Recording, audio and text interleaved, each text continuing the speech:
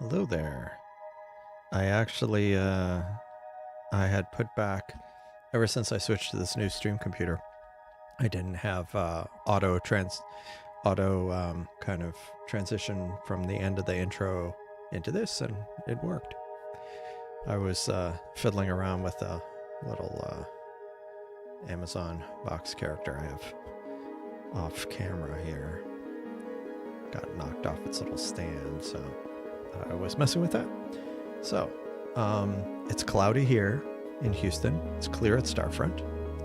So, it looks pretty good, and the moon won't be rising until way after midnight. So, I think could be a good evening. We'll see. I just started getting things going. Good afternoon, Stephen. Welcome. Thanks for joining. Let me switch to the view over here, and we can, okay, cool. It's a empty screen because, oh gosh, plates all failed. That's annoying.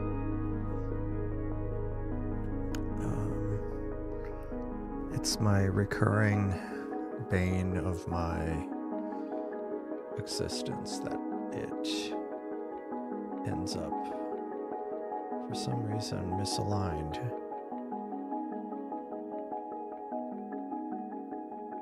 So let me try this.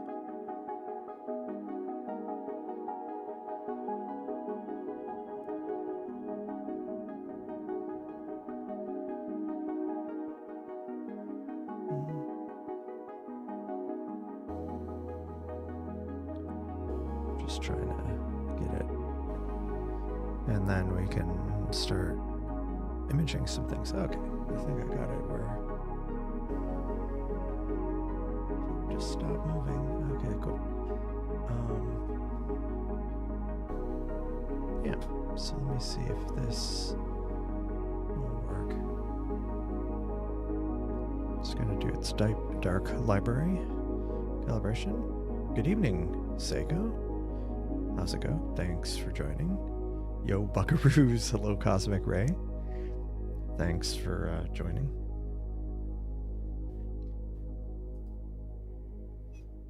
While I'm waiting on this to waiting for this to show itself, Cosmic Ray was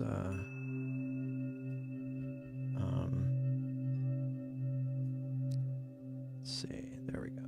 Okay, I'm resizing things on my side because I had the window kind of wonky.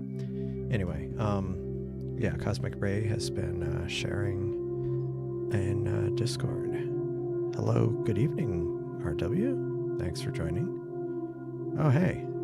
Oh, I had to turn down the intro music a bit. Okay. I need to, one thing I did, I do it periodically, but I'll do either a private or unlisted live stream.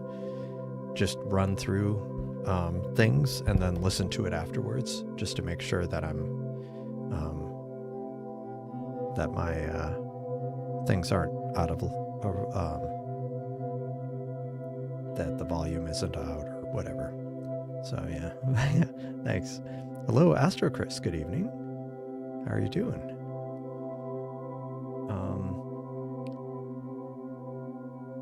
Don't forget to like the video while I'm just trying to get this thing situated.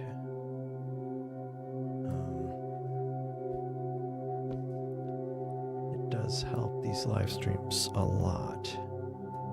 There we go. Just trying to tighten it up a bit. All right. So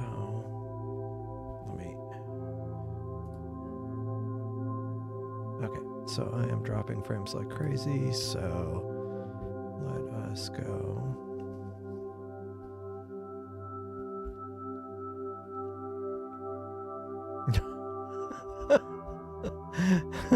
The legs.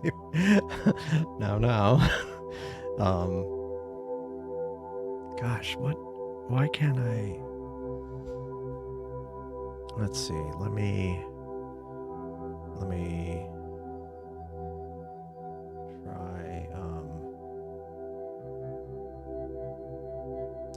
just going to M81.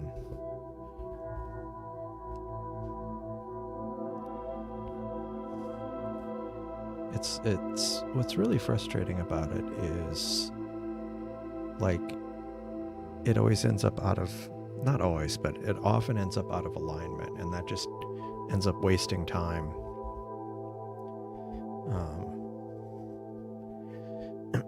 I mean, the alternative would be to push out the live stream even further, but because of the later sunrise time, I don't want to push it out too much further. I mean, sunset time. Oh, yeah, let's bring this up.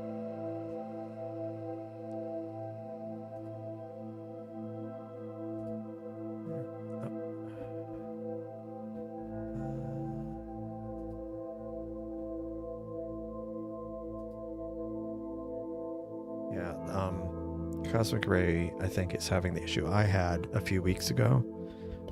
For several days in a row, when I was streaming to Discord, it would consistently drop out. And it was very frustrating. From the start, no need to try it. Nice. Good evening, Turf. Welcome. Thanks for joining.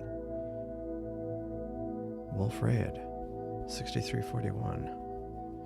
That's cool. Let me make note of that one.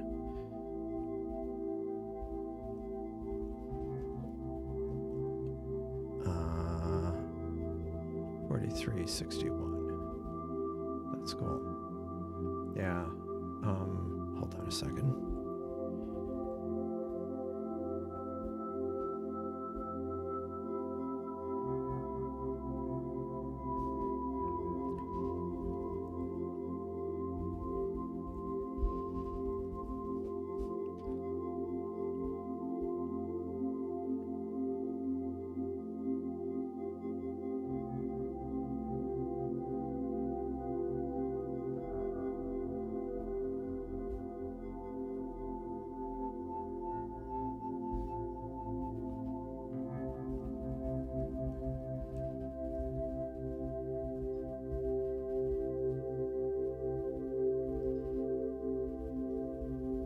All right. Sorry. Okay. There we go. So that's cool. NGC 4361. Okay, cool. My it looks like the Seestar has finally figured out where it is. The problem is it gets twisted. It gets rotated, and it ends up pointing at like a wall, and so it won't polar align correctly, or just starts failing. And so I started pointing it at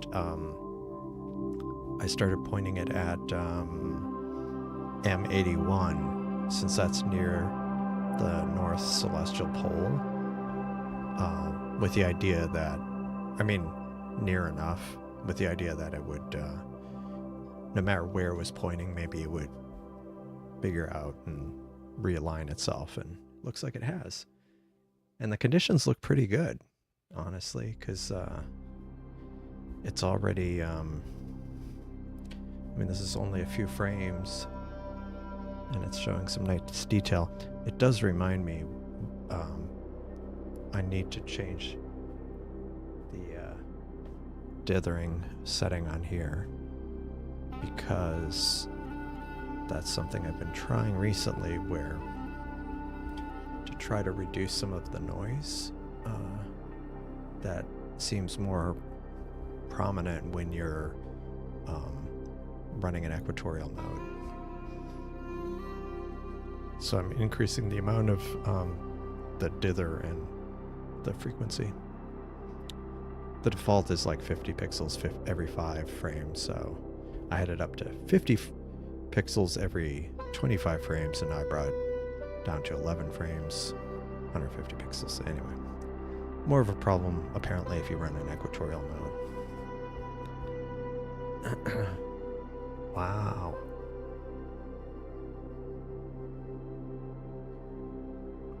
That's interesting. That it's so many times brighter. Oh wow. Hour on the southern pinwheel.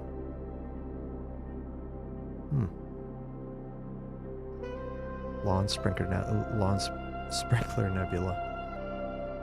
Yeah, there's some funny names. I do think soon, if we have a nice clear night at Starfront, I might do another one of my weird name astronomy live streams where I just look for the weirdest names and try imaging them. Yeah, nice. Congrats. Yeah. And to celebrate, like everybody who's watching, like the video. Now, will we see a stream soon? Oh yeah, of Cupids.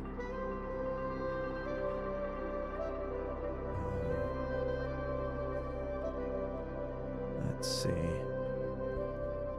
Let us see.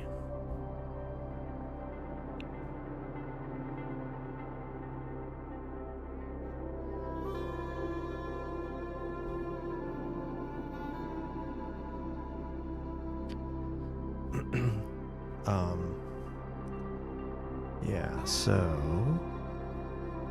your C8 misadventures. Cool.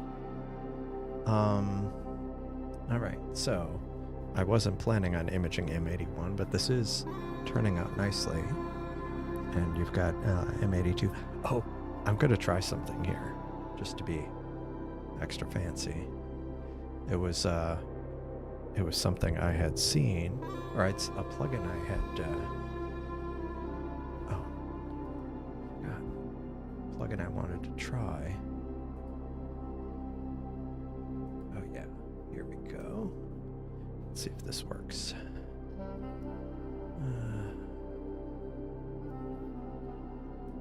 That was unintentional. Okay.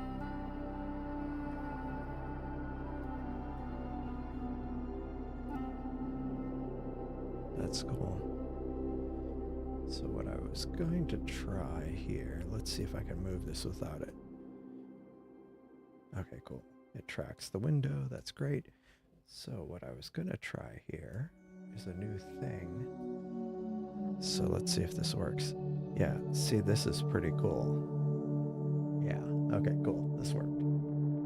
I need to decrease the width of the pencil. But, got the classic line right through my target.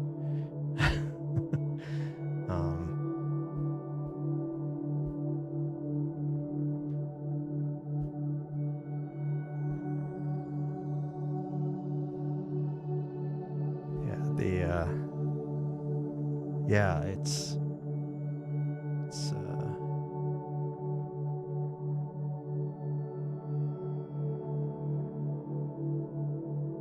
yeah, and GC 4361 on the list. Yeah.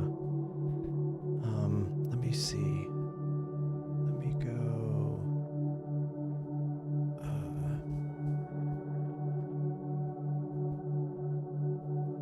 There we go. Let me make this a little bigger. So it's taken up a bit more of the thing. Yeah, let me also make cosmic rays scope a bit bigger. It's an interesting one. And it's got a Wolf-Rayet star in the middle. That's cool.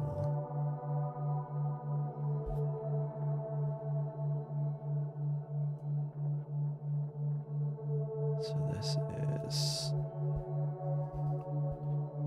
Hello, Brent. Good evening. How's it going? Thanks for joining. Man, I am getting crisscrossed by satellites. Jeez. And I've only been imaging like only 5 minutes of data, and I've already gotten at least 2.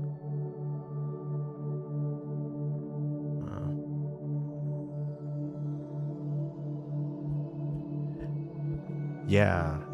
I remember Star Traveler was live streaming on Discord and was getting massively crisscrossed with satellites. Yeah. Luckily, some of that can be cleaned up, but even so, it's kind of a bit frustrating at times.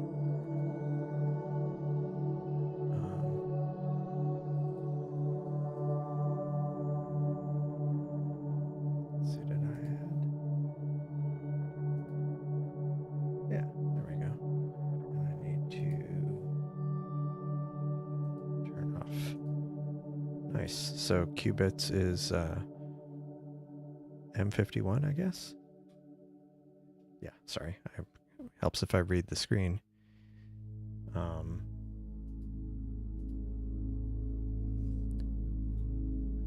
Put the magnifier. Yeah. Let me go. Actually, does this work? Let me just see if it works. Because I ran into an issue where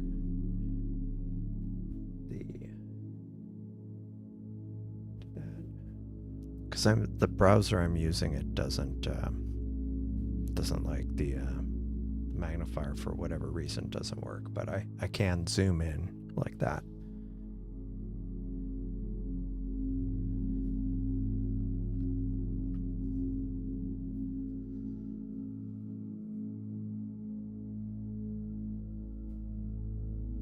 And it does look like it's also going to be good conditions tomorrow evening, so I'll probably do back-to-back live streams, which is good because it's been a few days since I last streamed.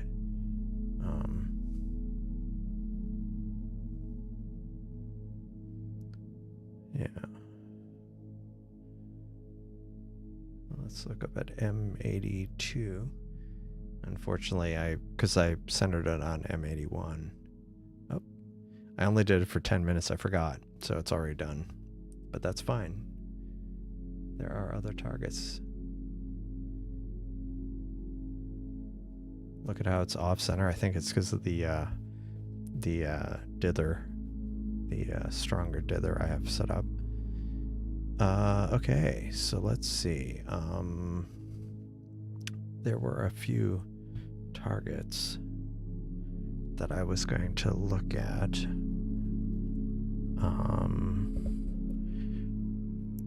There were a few galaxies, and let's see. Just want to make sure that they are visible.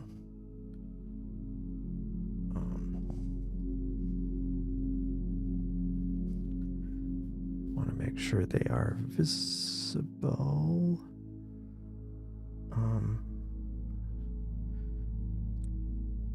Come on. All right.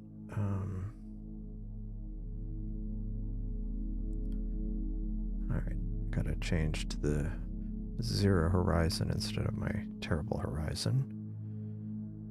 And I also have like a survey on that's dragging down my computer.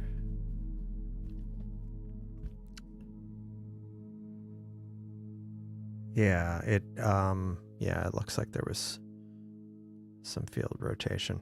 I'll do that again with my next one. I mean, I think it's because the polar alignment might be out a bit.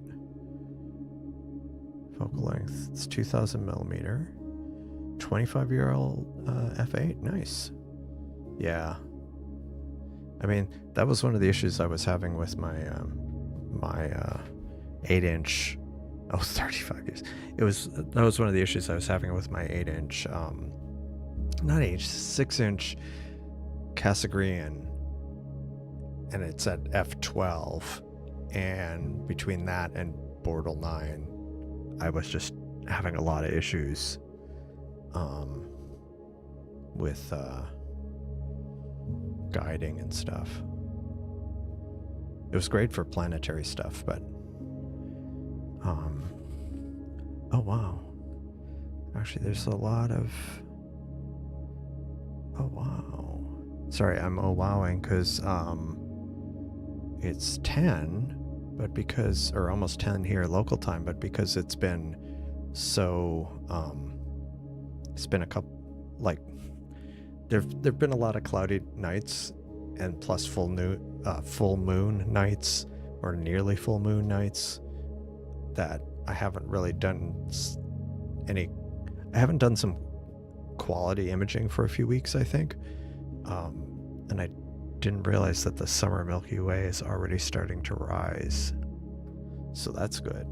That opens up a whole bunch of targets, especially with the moon out of the way.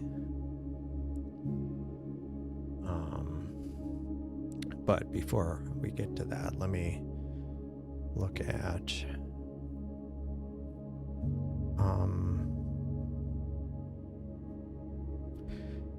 NGC 2986. How high is that? It's not too low. Let me check. The field of view for the Seestar. This was a galaxy that there was a supernova a few months ago. And I don't know if I've imaged it.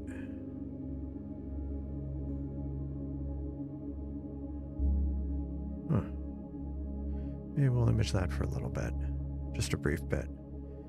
Because it's towards the west, so it's not going to be, it'll be setting soon. Looks like a giant elliptical, but let's try this. So NGC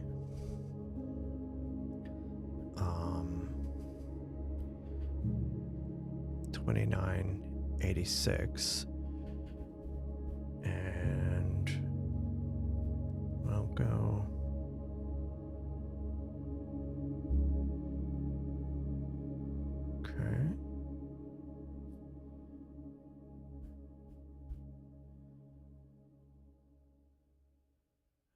watching the RA deck, just making sure that it's going to the right location.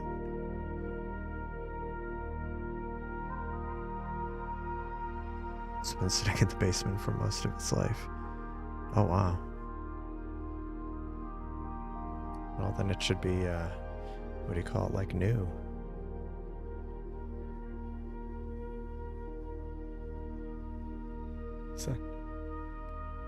Is that an airplane that went through, or or was it a satellite and there was the red filter was on? Okay.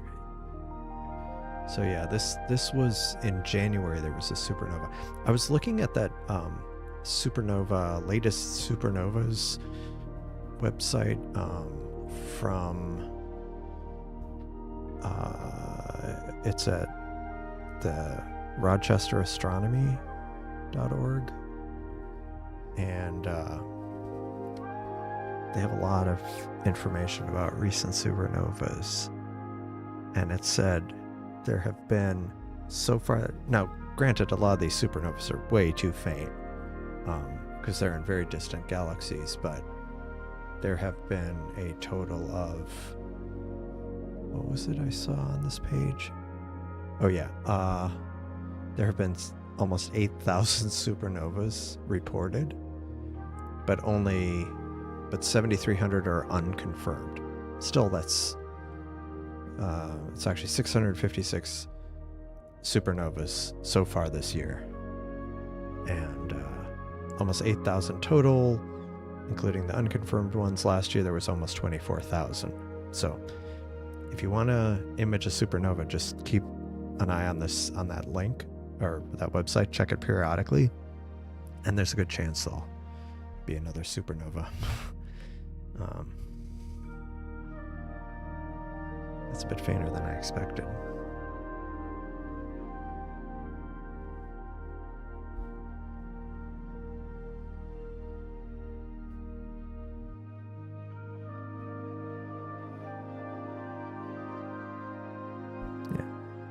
The galaxy as a whole is fainter than I expected. Although it's 11th magnitude, apparently. but I'm guessing the supernova is faded by now, since that was a few earlier this year. So let me look at another one.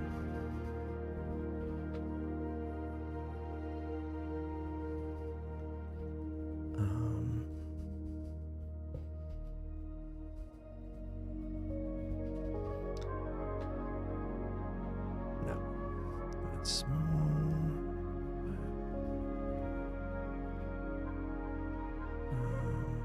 Oh, that's interesting. Yeah.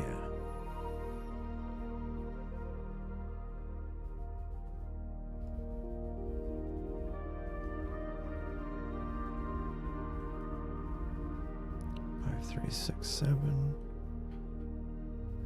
I'm just looking through a list of NGC objects that I had. What is that one?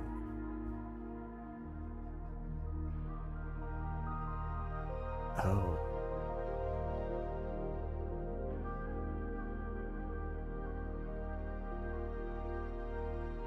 Huh. I might try that one next. This is another one of those southern targets. Not this one, but I had one on my list that I'm gonna try in a little bit, briefly.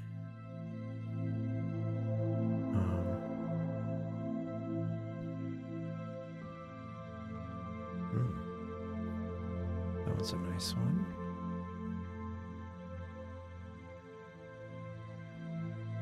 Okay.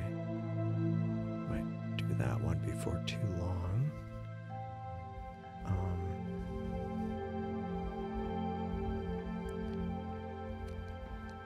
I had a list of a bunch of interacting galaxies that I wanted to try imaging, but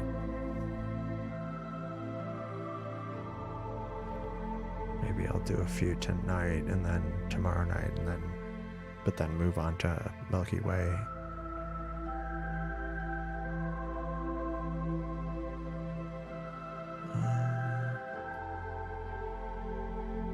Okay, oh, those are tiny.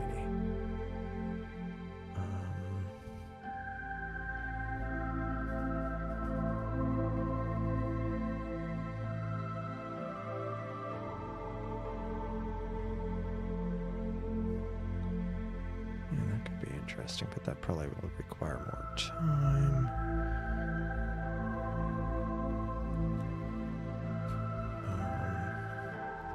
Alright, I'm about done looking at these.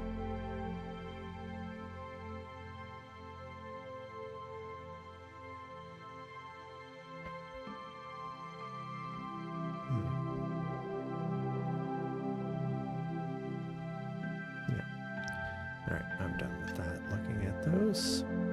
Oh, hello Dave. Good evening. Thanks for dropping in. How's it going? Have you updated any of the Seestars? The ones locally, which are not running tonight, are running the latest. I updated them like Friday. I take it back. I updated the the S30 on Friday, but I haven't been able to really image with it. But I was controlling it with the which is a story, which is something I need to circle back on and go into some detail about that. But yeah, I'm only running it on the one. But I plan on taking it out tomorrow evening, if it's clear here, which it's looking like it might be.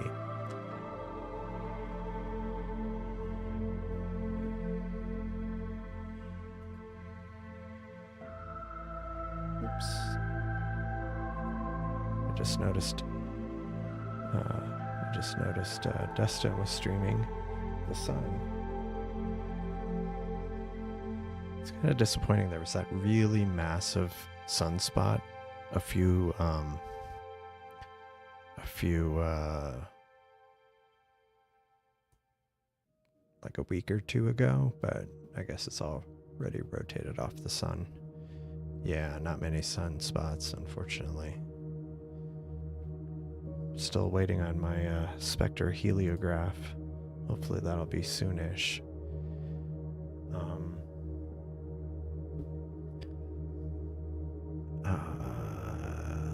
Let's see. Oh, nice. Oh, that's too bad. Only binoculars. That's too bad. I'm hoping to go to some dark skies after Memorial Day, but I'm not sure. I haven't made any concrete plans yet. But I was planning on bringing the S30, S50, and refractor. NGC 6250. Let me look at that.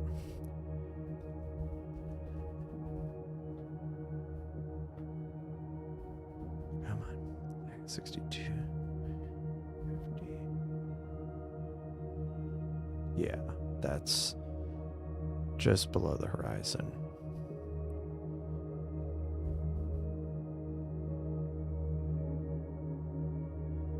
Huh. Oh, okay. I have to check that out. Let me add that to the list. Have to travel light, yeah. I'm gonna be if I go out west, I'm gonna be in my car, so I'll be able to bring as much as I can put in the car, which is probably going to be mostly equipment but yeah, we'll see. Again, I haven't made any concrete plans, so this isn't really kind of doing what I had hoped it would do. So I'm going to stop this, and I'm going to go on to the next target.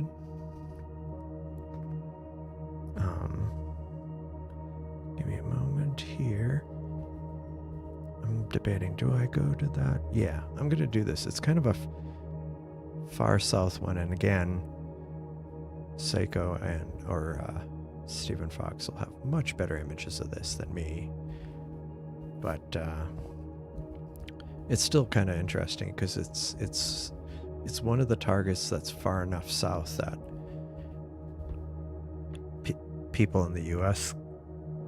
that a lot of people in the U.S. probably wouldn't be able to image it, or it would be a lot more challenging because right now it's only 17 degrees above the horizon. So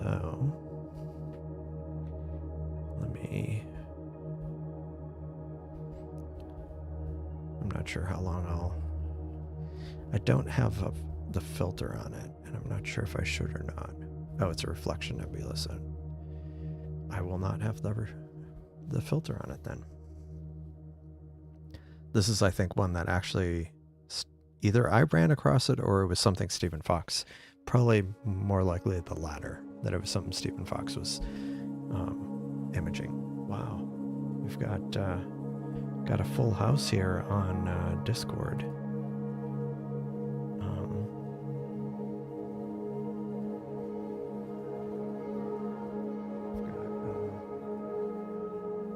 Oh, nice.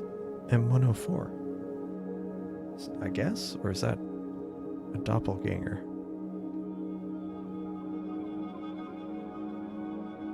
But that's cosmic ray. And wow. Yeah, it's kind of unfortunate that that's the only sunspot right now, but hopefully there'll be more rotating in. Getting some nice detail here in the center of the kind of different nebulas in M51. I always like that. That's always kind of cool. Okay.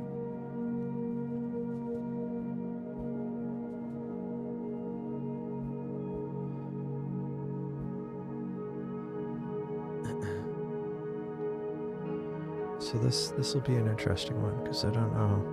It's relatively low, so I don't know how it's going to look. but the conditions seem reasonable right now, so hopefully it'll be good. Is it just me, or does that look like it's out of focus?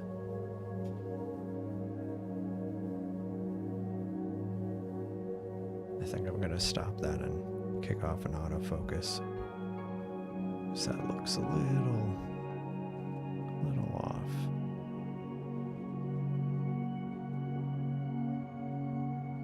Okay, so we're at 1734. Let's see if this will, hopefully it doesn't go messed up with the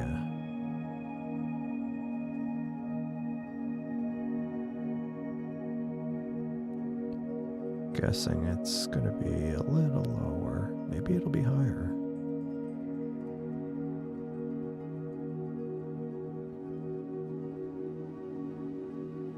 It was kind of warm out there at Starfront today.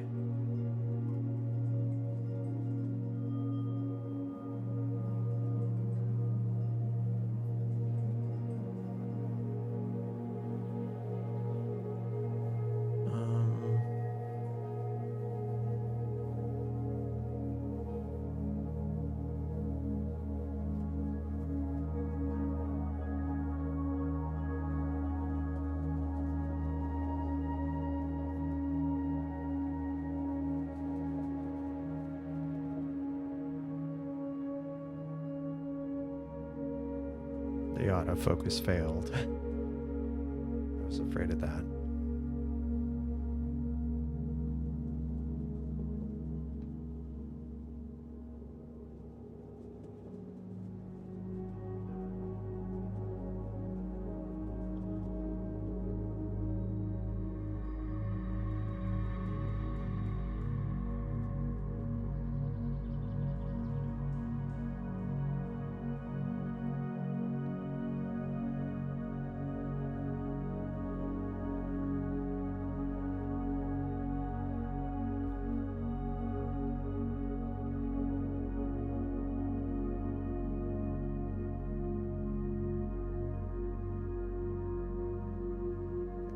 Yeah, I don't know.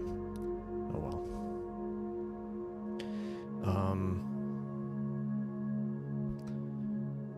Let's get back.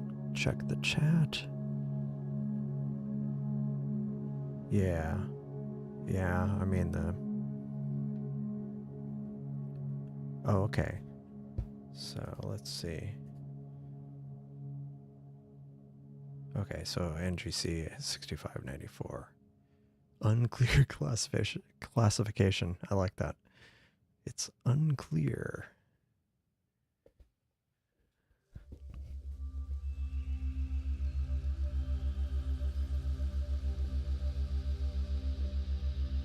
That looks cool.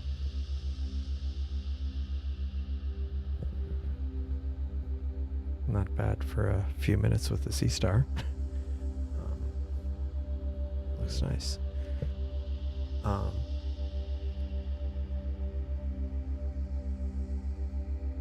Did I get any imaging? Not tonight,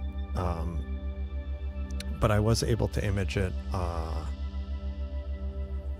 earlier, a few weeks ago, I think, but I haven't yet today. Caldwell 80, let me check.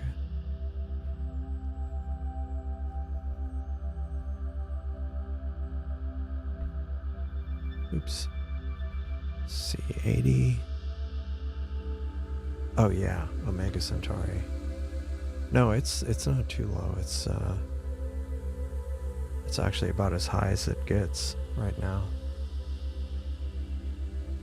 It's in that area.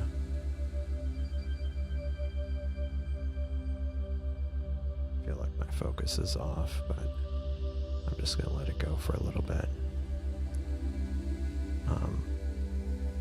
Although I could go, maybe I'll do that. I'll go to C80, run the autofocus, and then I'll come back to this.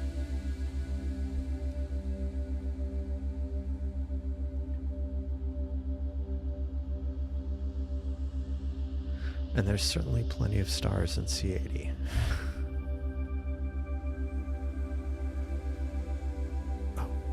didn't mean to do that. I forgot to run the autofocus.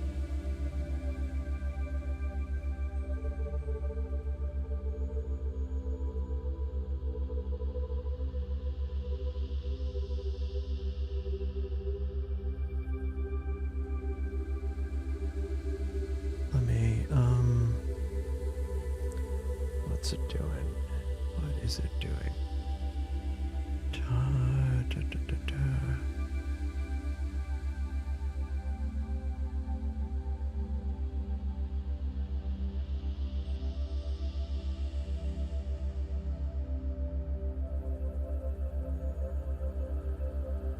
Okay.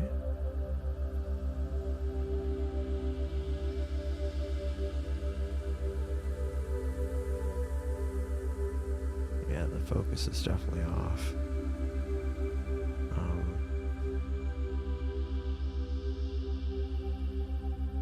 I'm going to once the image gets a little crisper, I'm going to stop it and then run an autofocus.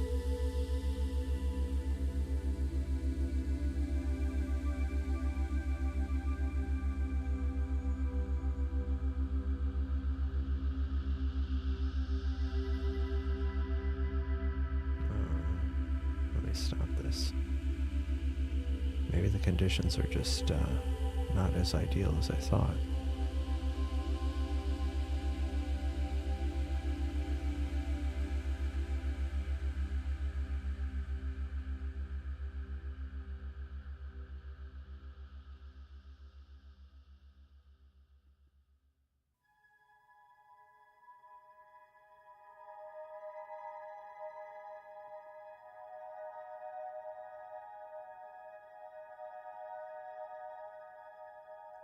Actually, let me go change the time, the preview time to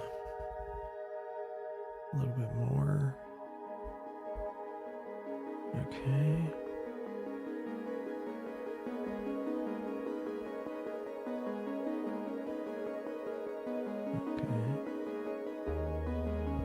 I still think maybe I need to go to another target and try to focus this. I'll go to this star.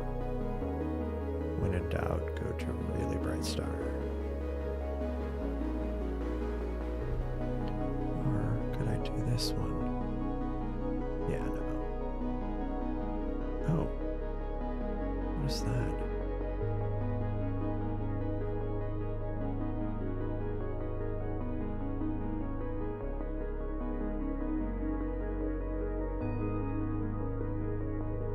Yeah, I'll try this one.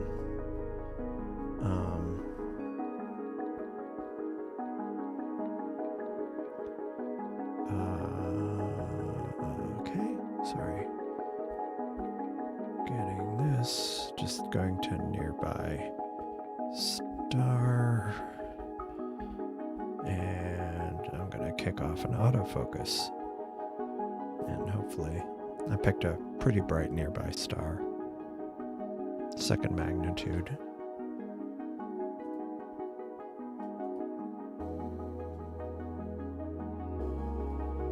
What kind of qubits? What kind of mount are you running the C8 on?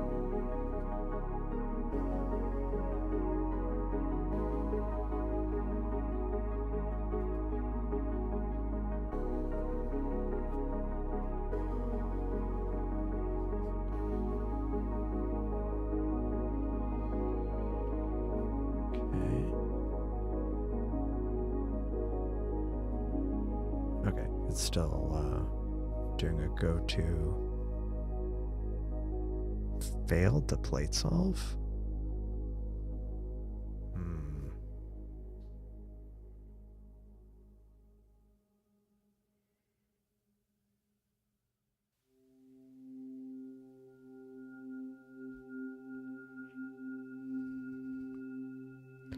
Let's look at what the conditions look like here.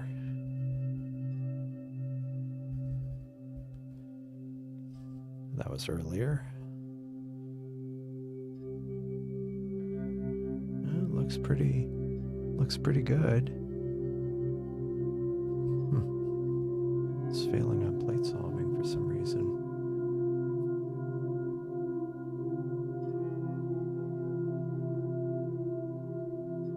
Let me stop. Could it be? Let me try.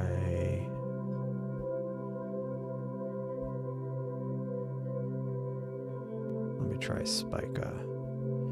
It's basically not quite just up. It's, the right ascension is a little bit different, but it's mostly just going up. So let's go to that. Because really, the point is trying to get a proper focus since it seems a bit out.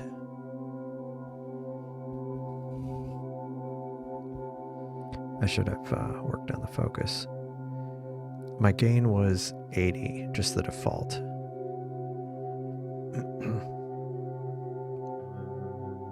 AM5N, putting webcut. Oh, hey. You got the counterweight there. Are those bugs flying all over?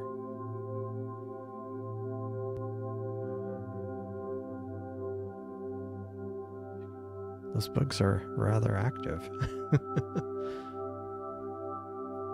Okay.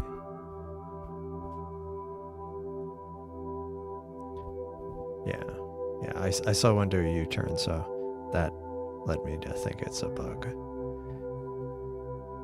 It's quite active though, they're like... Okay. It's autofocusing. I need to get an all-skate camera like that. I actually have one. It's just sitting over, or not an all-skate camera. I actually have a night camera for that wouldn't be like all sky, but it would be more focused on the telescope. Drop frames. Hey, we're doing good here.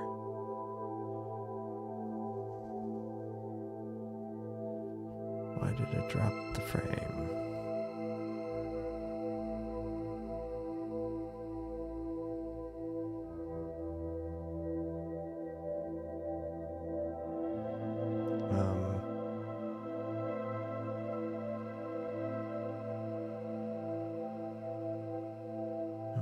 Troubled.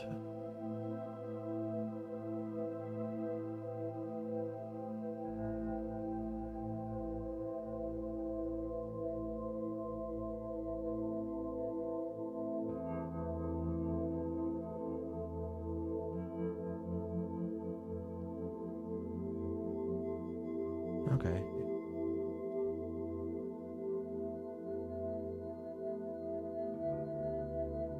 Yeah, that looks in focus, so let me try going back to Omega Centauri then.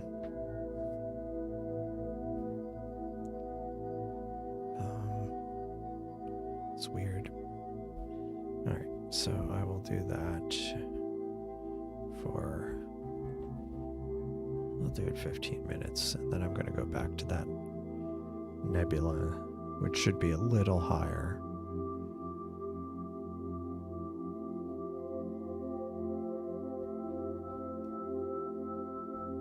I mean, you say it isn't as good as some of the newer ones, but it looks pretty reasonable. The cluster there. M13.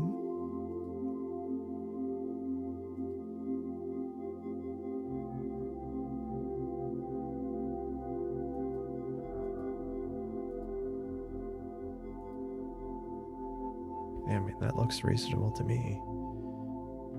Okay. All right.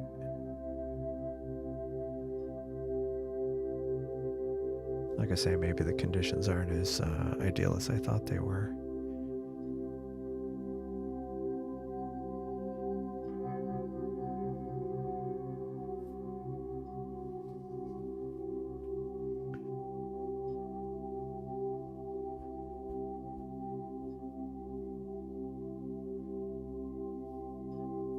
Yeah, I forgot one of the things I want to do with this is actually do a mosaic of Omega Centauri, because it's so large that it ends up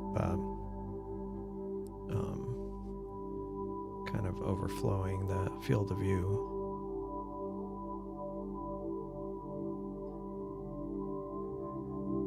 There we go. It's starting to show a bit more detail. All right, cool.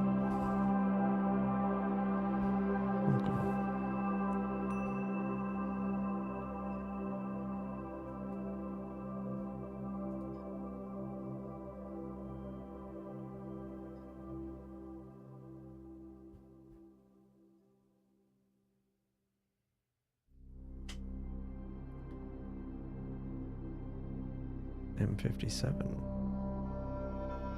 Next. Cool.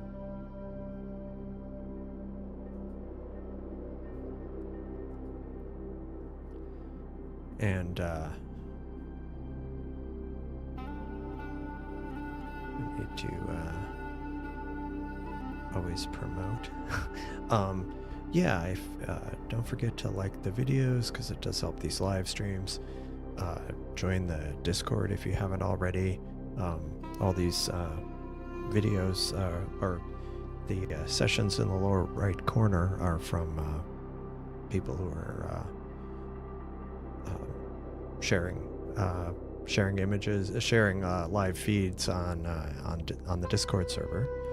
So and there's almost always somebody, or there's often somebody somewhere in the world streaming. So here we go, New Zealand, the sun, and we've got M13, and Cosmic Ray's got a couple more things going on there.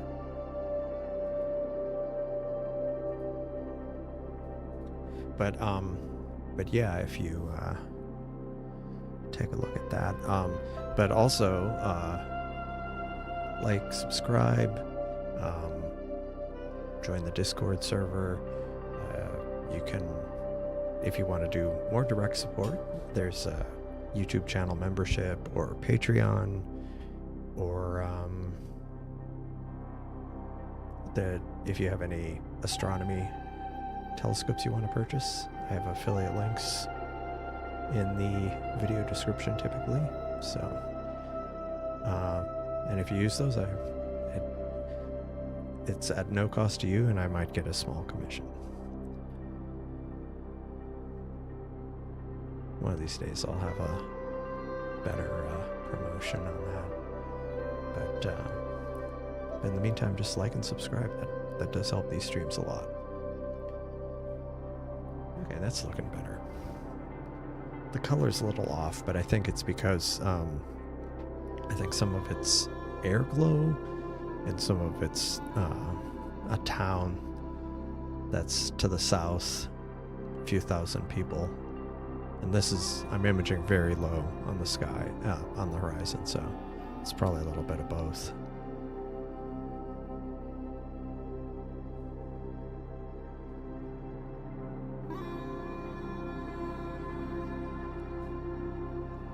But when I'm imaging kind of that low, I often have that, which is another reason why sometimes people don't want to. Yeah, I know. It's and there's another one that I can't even image that isn't as big as Omega Centauri, but it's also bigger than any of the northern globular clusters. It's like 47 something. But it's like really far south, like minus, I don't even know, minus 70 declination or something like that. But yeah, what was it? It's I know Stephen Fox has imaged it before.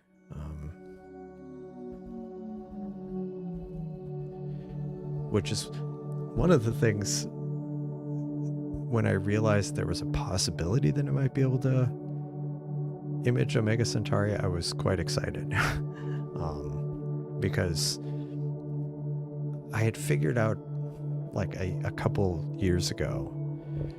I guess I'd never thought to even check to see if it was visible, because I always hear, oh, it's too far south, but I live under 30 degrees north latitude, so I'm pretty far south, so maybe I'm far enough south to see some of these, and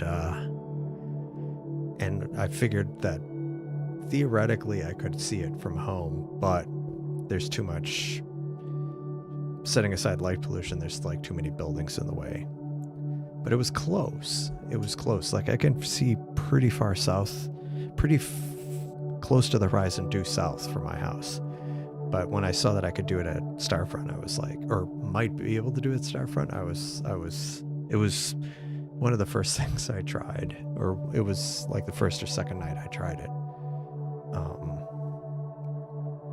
Yeah, one of the other targets that I realized that, or that talk about things that are like almost, but the Great Carina Nebula, I think it is, it gets right to the horizon, like theoretically, like at least according to Stellarium, it's half above and half below the horizon. So yeah, I'm not going to be imaging that. It's close, but no cigar. NGC 104, C106.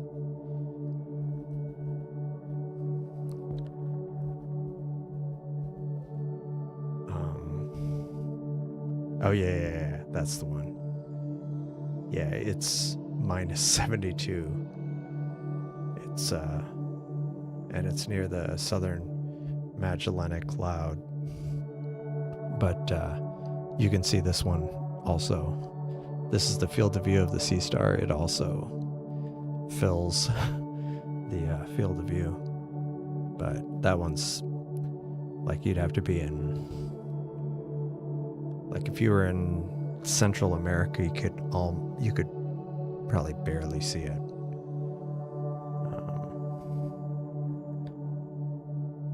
Yeah, I think it's yeah,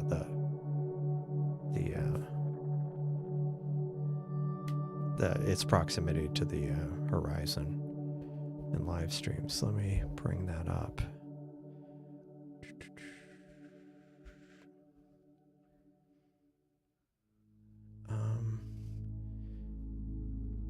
Oh, there we go. I collapsed a bunch of categories. Oh yeah, nice. Yeah, this is the Seestar view of that of this globular cluster, but taken from New Zealand. But that is a lovely globular cluster. Just 14 minutes too. It really fills the field of view. Very nice.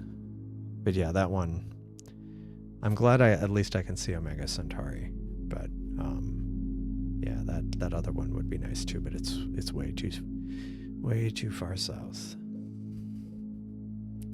But quite a nice one. Thanks for posting that. Yeah, one thing I think, that is really, that's a really awesome. I think I've mentioned this before.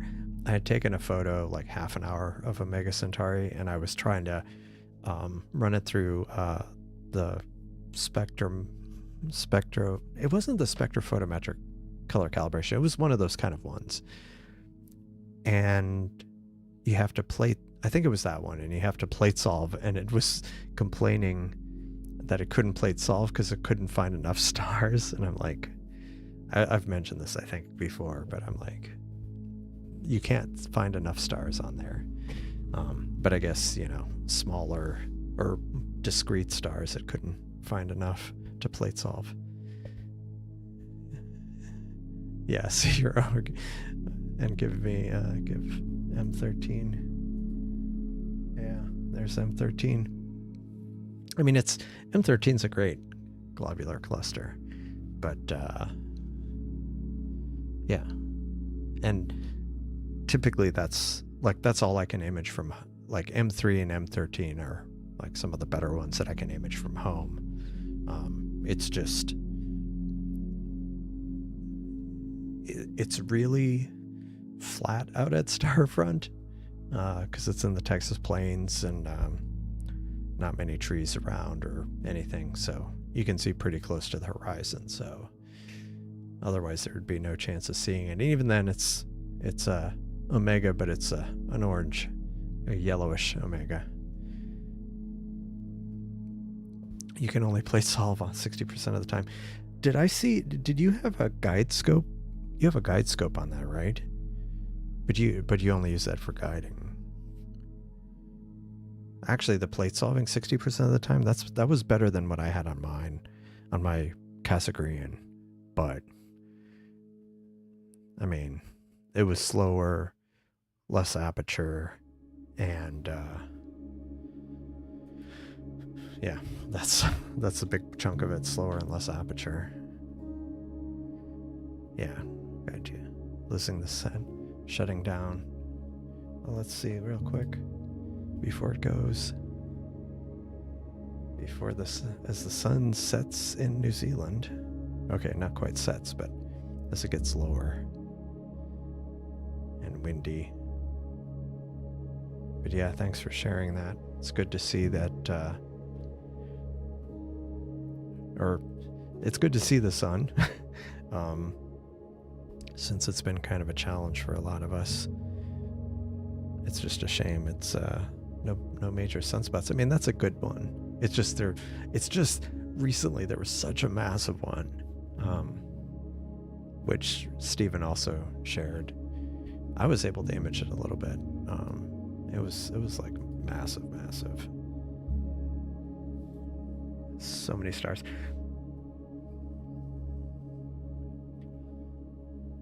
But yeah, I think it was either, I don't know if it was M3 versus or M13 versus Omega Centauri, but like Omega Centauri was like half the distance or less, and that's part of the reason why it's so much bigger in the sky. Man, the auto stacking where it went from an orangish to kind of a yellow greenish as it's trying to live color correct. Oh, that was something else I meant to mention. I had been complaining about having some stability issues with my Seestar with Alp, and I've been kind of working on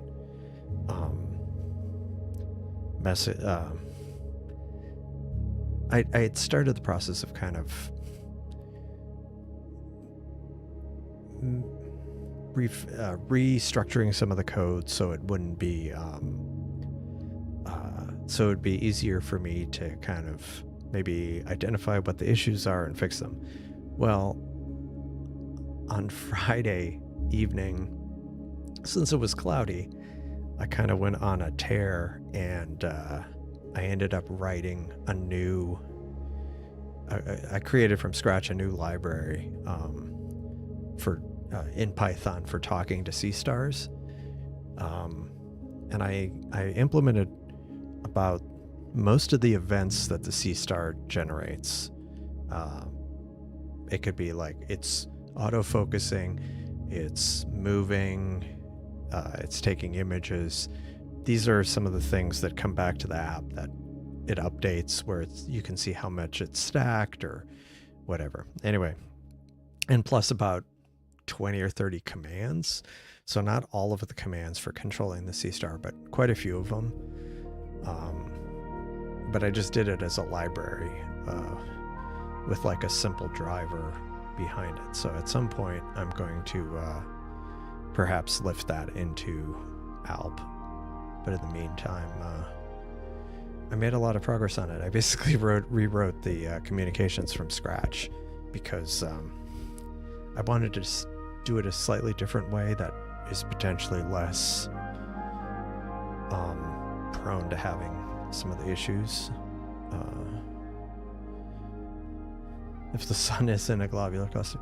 Yeah, I don't know. I mean, I've wondered that. Like, the skies, if you were in a globular cluster, the skies must be really kind of amazing with all the stars that are relatively nearby.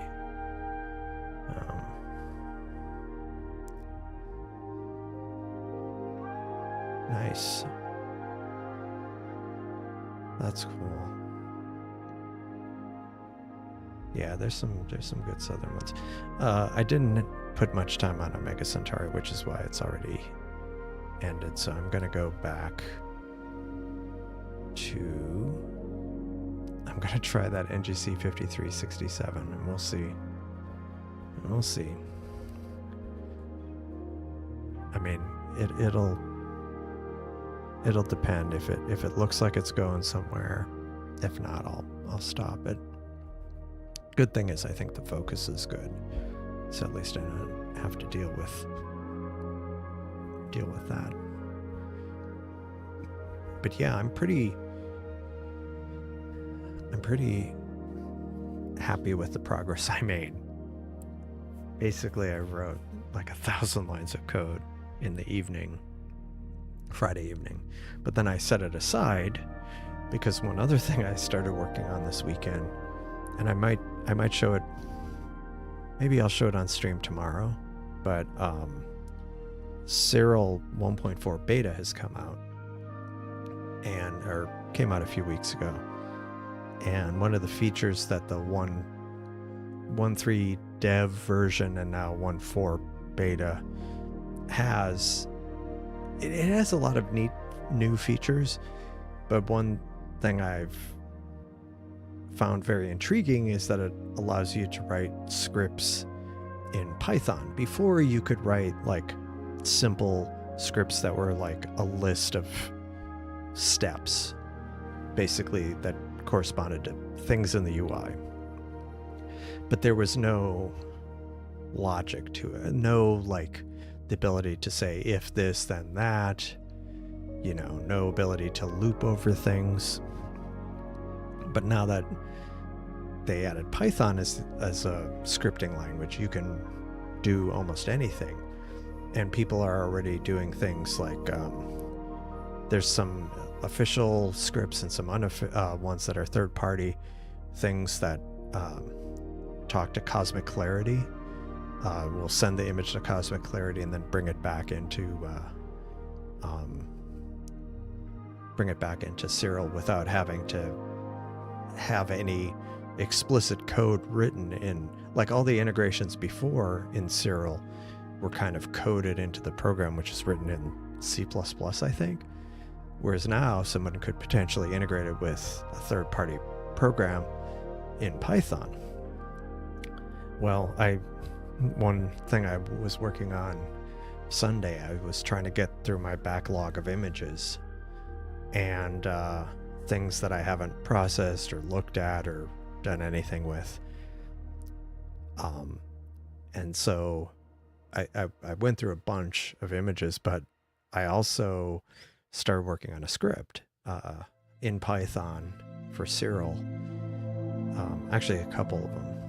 And one of the neat things about it, unlike the old scripts where it was just a series of commands and it would show in the side console like text, you couldn't really do anything with the UI. Whereas the new Python scripts, you can actually pop up a custom dialog box, ask for user input, and then do something. And so that's actually what I've been working on, is some more interactive scripts. So yeah, maybe I'll show off my progress on one of them. It's still pretty rudimentary. I mean, it does a lot. It doesn't do a lot, but it does stuff under the hood, more under the hood than the UI exposes currently. But that's another thing that's why I only spent one day over the weekend working on the updated Seestar library, because I wanted to spend some time on this processing script. like I say, maybe I'll show that off tomorrow. I would show it off tonight, but it would require some setup, and like I'd want to run it against some images that I have on an external drive that isn't right here.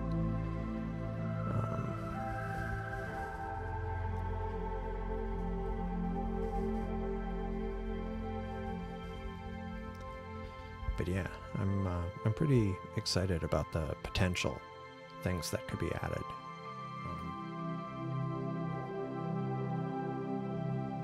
We've got dueling M13s here. We've got qubits doing M13 on a C8, and cosmic ray doing M13 on a Seestar. And then I have something very faint going on mine over here.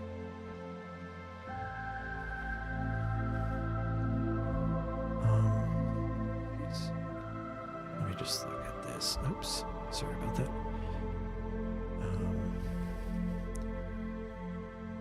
3169.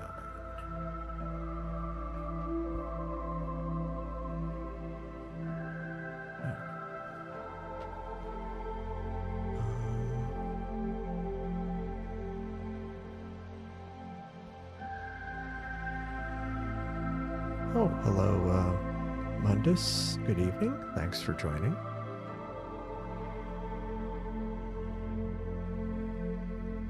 Yeah, no, I mean, it's good to understand the steps, but to be fair, or not to be fair, but one of the things I've been kind of exploring with some of my scripts, like I had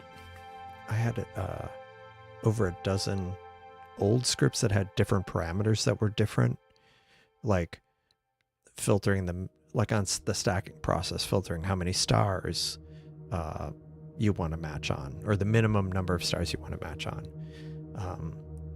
when trying to register the kind of align all the images, all the frames. And there's other parameters too, and so I had a bunch of different scripts with all kinds of variations, with like named a specific way, so I could just at a glance say, okay, this is the one that's drizzled with 5 stars, and this is the one that's not drizzled with the default number of stars. But because the scripts can be because you can build a UI in the Python scripts, one thing I've been exploring is taking kind of workflows that I use and building them into a script with maybe a few knobs exposed, but then not having to go in through a bunch of screens. I could just go into one, kick off the whole process after adjusting like the 5 or 10 parameters I normally adjust. That's what I've been experimenting with, hoping to see how far I can get with that.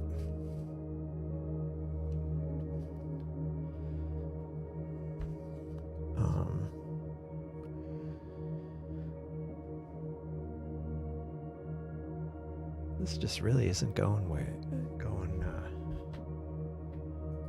it's going nowhere fast. I think the problem is, I don't know, maybe I'll give it a bit more time. And if it doesn't get brighter, I'll try something else.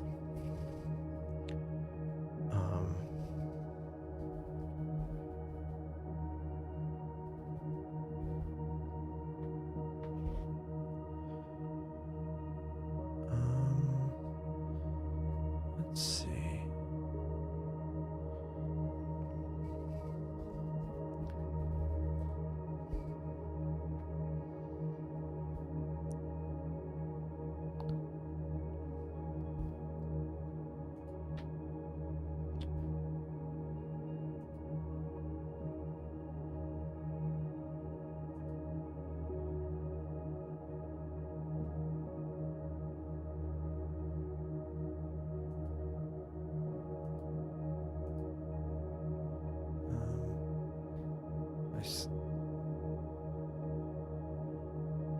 interesting.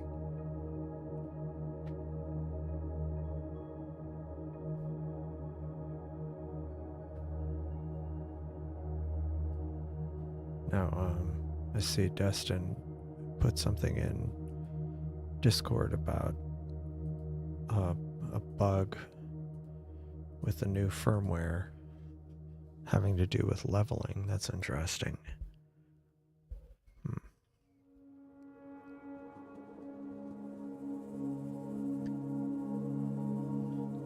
Yeah, this one's going nowhere fast, so I'm gonna switch gears, go to another target.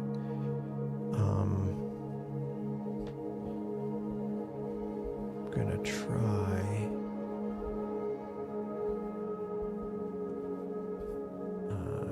a galaxy, I think. Am I able? Are you able to solve the cord wrap issue? I have as yet not solved the issue. I might put a band-aid on it by sending a magnetic cord that releases kind of a MagSafe type cord. But yeah, I haven't, unfortunately, have not resolved the issue.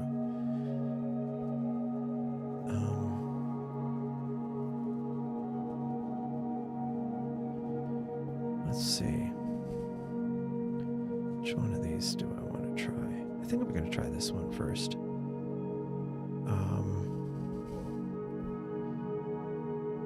Yeah, I'll try this one first. Oh, wait a second.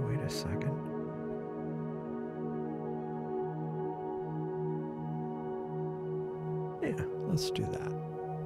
I'm going to do NGC. Let me stop this, because sometimes it will not stop.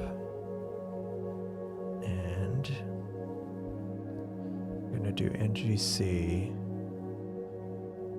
5774,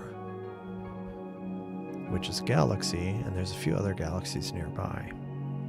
And I don't remember if somebody suggested this to me or if I ran across it myself. So if you suggested it, thanks. Otherwise, I ran across it myself. Well, I was kind of, because I often write down who suggested things to me, but I don't always.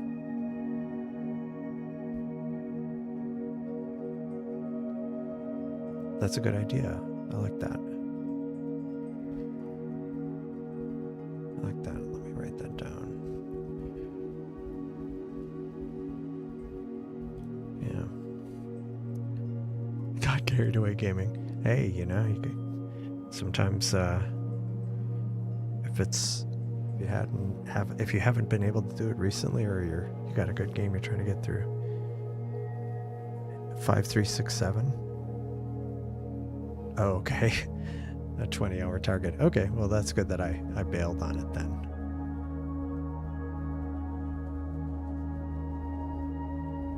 It looked interesting, but of course in Stellarium, you just never know how long the original image was.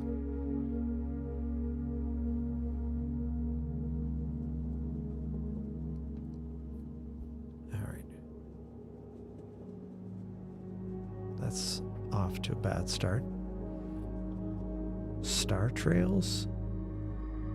Really? Star Trails.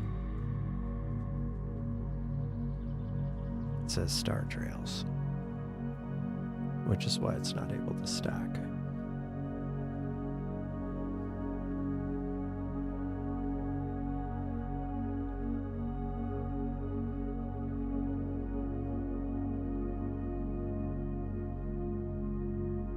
I don't know why I would say Star Trails. Doesn't look like anything's moving to me.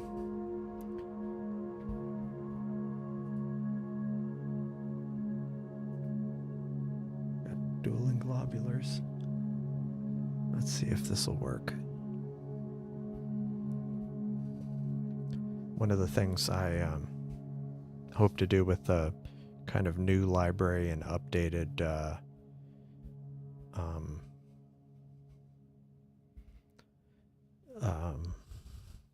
the new library and updating the UI is exposing some of these events that you can only see on certain screens in ALP, like where it says that star trails or not enough stars or whatever.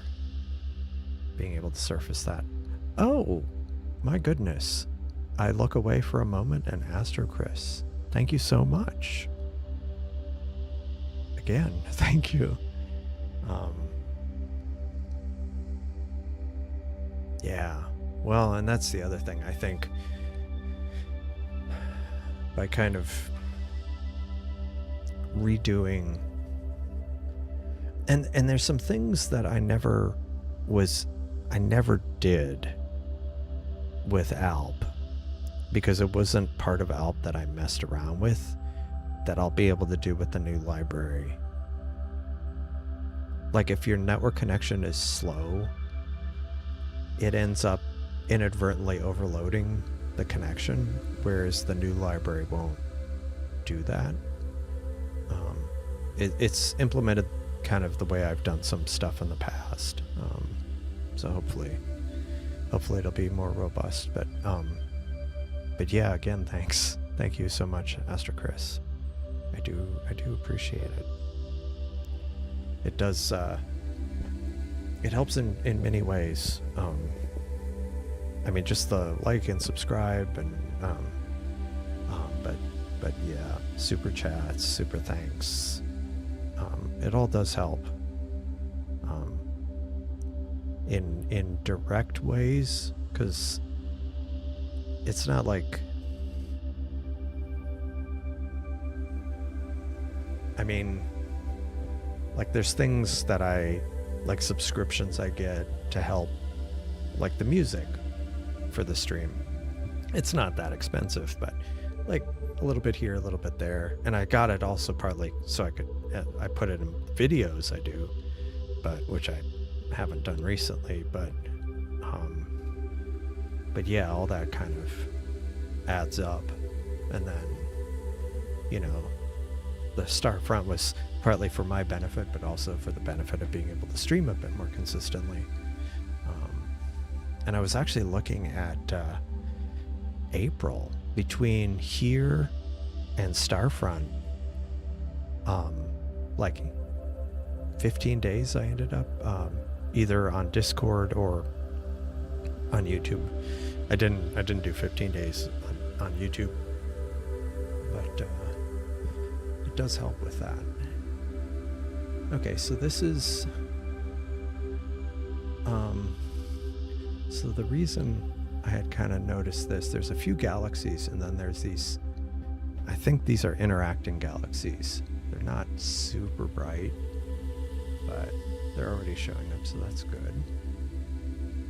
Just trying to move this to the side. Hello, AstroX. Welcome. Thanks for joining.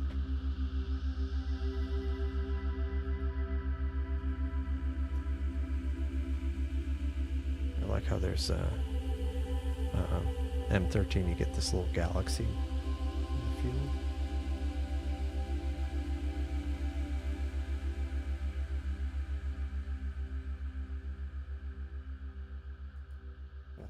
Both looking good. Oh, and I'm noticing a few other little galaxies here. I think some of these might be PGC galaxies. Let me look at Stellarium.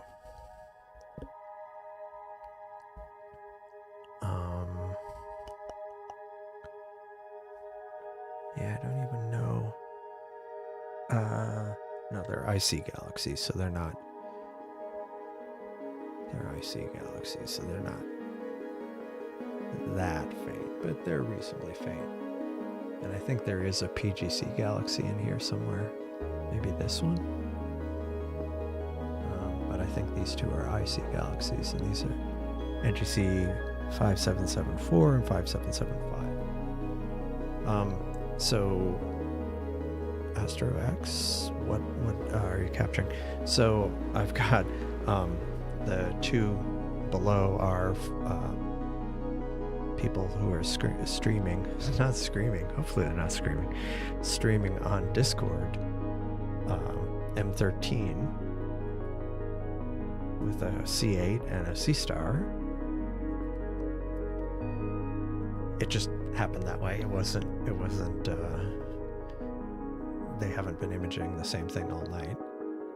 And I'm imaging some galaxies, a couple of NGC galaxies, 113 million light years away. Oh, they're actually not, they're not interacting. I mean, I wasn't sure if they were or not, but they're not even at the same distance. This one's 113 million light years, and this one's 80 something million light years. So they're just an optical double. Sometimes it's hard to tell.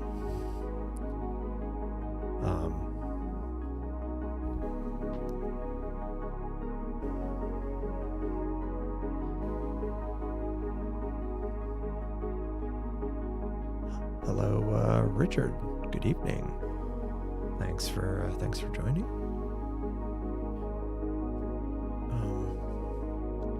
Yeah, so I'll let that go for a little bit longer. That's looking like a nice kind of spiral at an edge. Nice to be here. Thanks. Yeah, good. Glad you're here. Yeah, this one is, unfortunately, it will probably require a lot more data, but you can see it's kind of, that the more distant one is kind of, looks to be kind of a somewhat irregular spiral. And then this seems like it's an edge on, although in this view, it's a bit overexposed. Okay. Yeah, so it's a edge on and then kind of a, I don't know if I'd call it an irregular. Although it does say,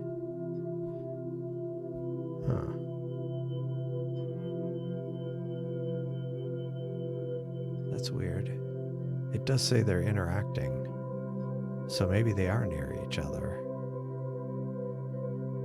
Even though stellarium seems to suggest that they're not, but it also says they're interacting. So let me look that up.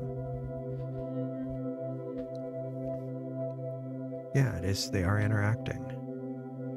Okay, so they are.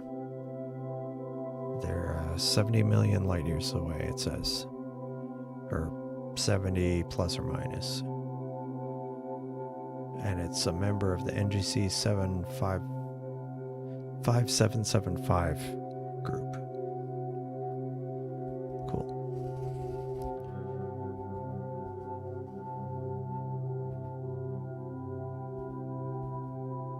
Cool.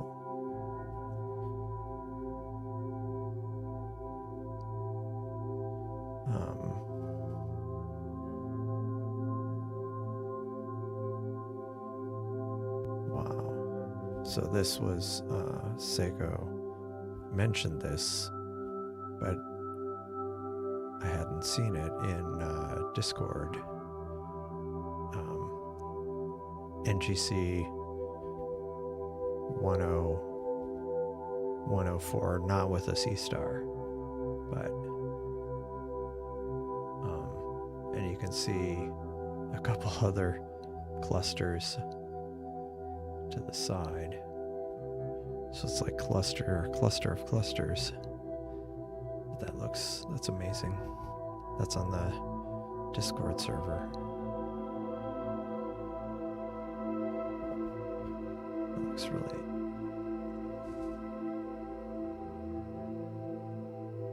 Just trying to...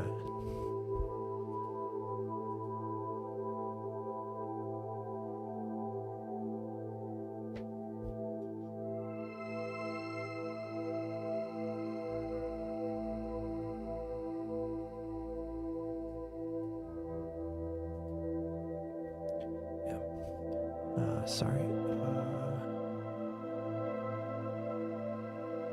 yeah, so these two, and then I'm not sure how much further away these are, the icy galaxies nearby. I see 1066.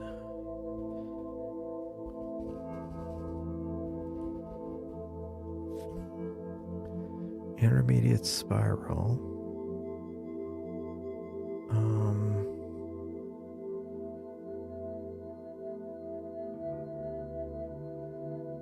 Let's see, how far away is it? Okay, that one's 100 million light years away. So these other ones are like half the distance as these two down here.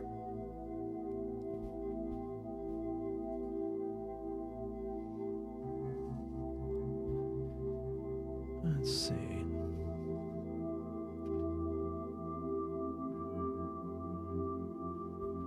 All right. That's looking reasonable.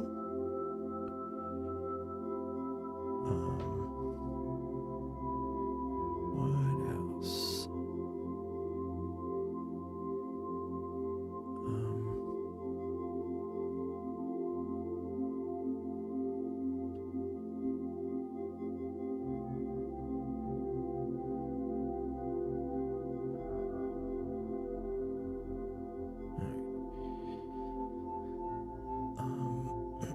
So yeah, I'll let that go for a little longer, and then I'm probably gonna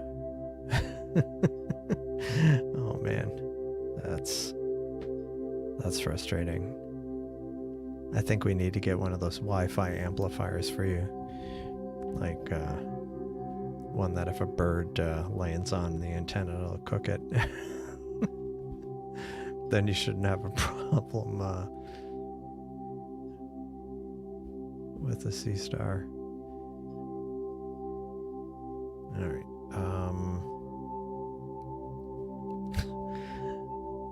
Let's see. 31. Let me see. Sorry. Andrew 3169. Oh, that looks. Oh, that's an interesting one. Maybe I'll do that one next. Wait, how high is that? Yeah, it's getting lower. Maybe I'll do that tomorrow. There's a couple other galaxies I wanted to image, but they're getting lower. But that reminds me, something that's getting higher now would be the Milky Way. Yeah.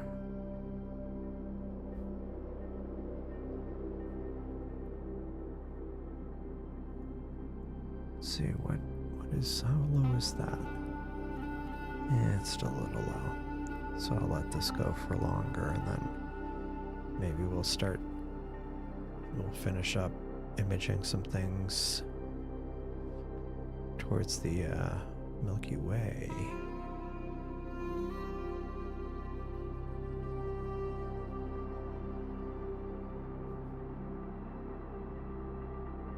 What is that one? Box Nebula, also known as exclamation mark nebula. It's a planetary nebula, which usually those tend to be pretty small. And this one's small.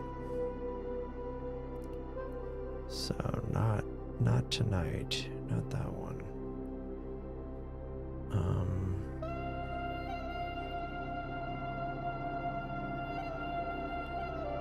Actually, which one is this one? Another planetary nebula, another little too small.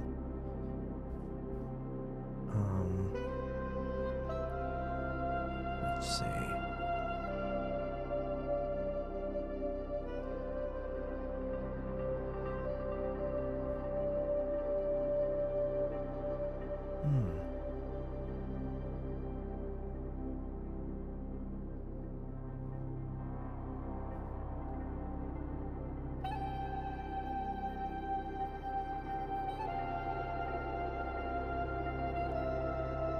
Sorry.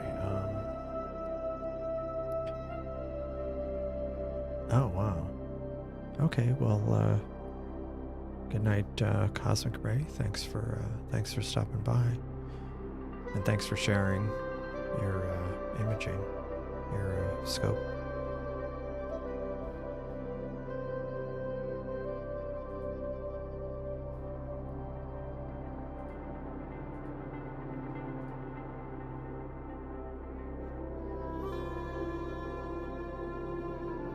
Is this from Starfront, Brett?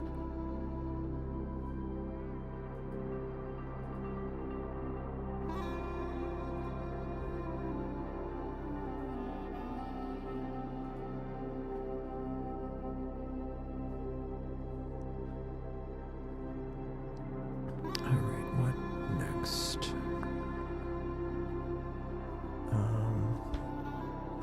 I'm kind of looking around the Milky Way, looking for things that are higher up that I could try imaging first.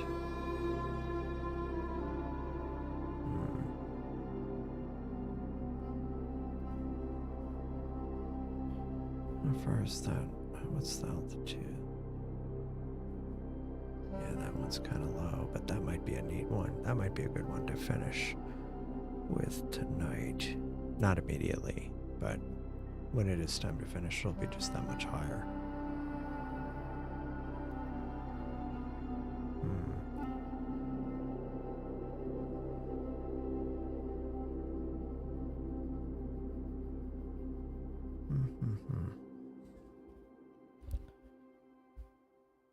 Nice. Blue horsehead mosaic.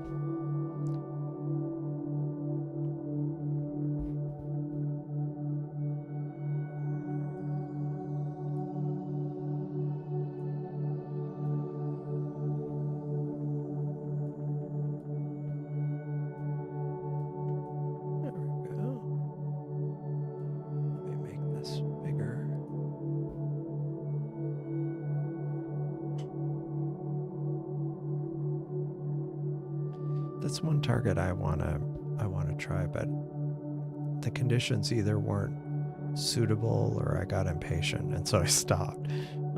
So I'm curious, definitely very curious on what you get from it, because it looked like an interesting one.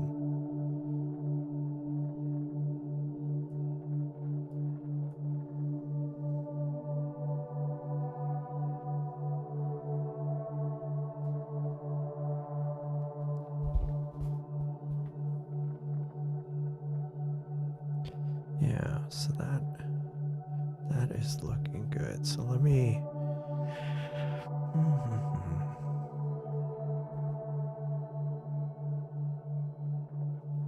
I want to make sure I get something that's high enough. Thinking maybe M9. Not to do another globular, but it's not bad. Which one is that one?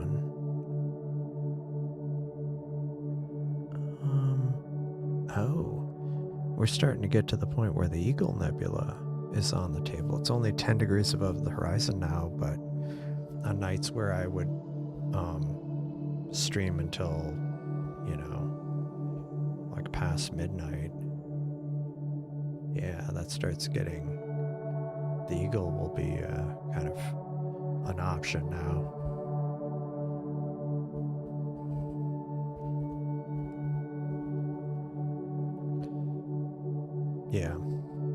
Yeah, I want to try better PA.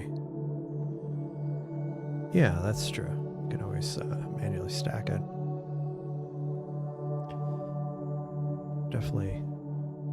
Definitely curious what you get out of it.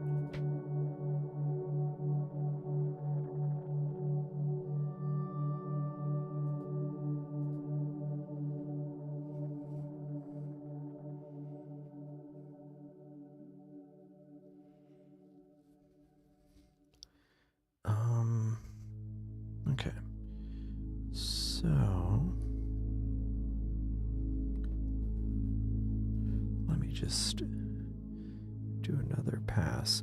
Yeah, so the blue horse head is fairly high. Oh, maybe I should look up here. It's starting to get into some little nebulous regions.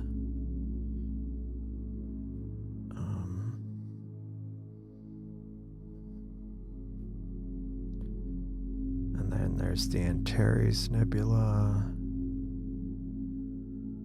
the blue horsehead, the crab globular cluster. Actually, that one's a pretty decent sized one, M4.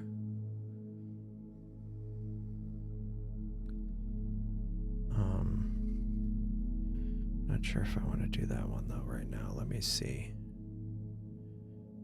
It's an interesting area. Like, see, here's you have the blue horsehead, the Antares Nebula. You've got the crab globular. So there's like a lot of neat stuff going on in this area. Keep bugging them, yeah.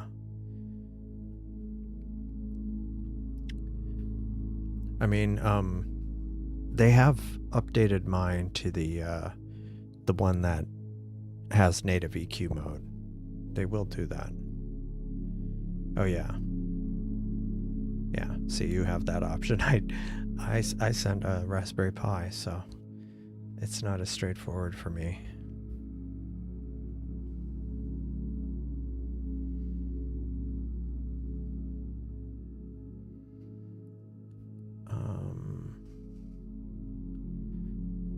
Do I want to do the crab globular? I feel like I want to do something more in the Milky Way. But like, there's some really neat stuff in there, but maybe not tonight.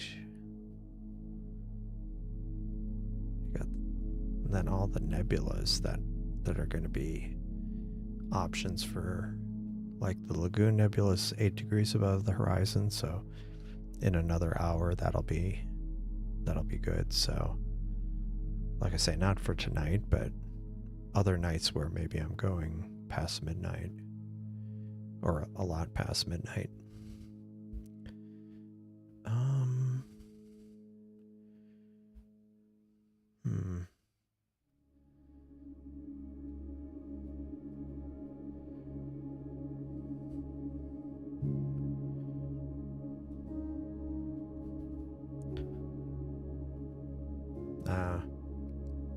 Yeah, right now, I mean, the good thing is, like, east, west, and south, I can see pretty low at Starfront. None of this would be, well, some of it is starting to kind of peak above houses. And interestingly, there's stuff to the north. So because of the way my Seestar is mounted at Starfront, where I'm on a shelf and there's other Seestars near, like, to each side, I can't see as low east and west, and also north because of the wall. But at home, I can actually see pretty low to the northeast. I think lower than I can see at Starfront, ironically. Now granted, I just wait a little longer at Starfront, and it's above the horizon, and plus, since I can kick off a schedule and just let it run, it doesn't matter as much. Whereas at home, I always try to bring everything in case there's a rain shower, which does happen. That happened recently. It was clear when I went to bed, and it was clear in the morning, like when I got up, but like an hour or two before I woke up, like after I woke up, I saw on my phone an alert about, like, rain stopping soon. I'm like, rain? And when I went outside, it was like the patio was wet. So it was clear, and then like some little rain shower came through, overnight, which is, again, why I don't leave things out. Because that happens regularly here. Huh. Oh, other things, yeah. So like, there's yeah, hold on. Is that up? No. Like the ring nebula is starting to get in a better position. Actually, let's see. That's still really far below the horizon. Okay.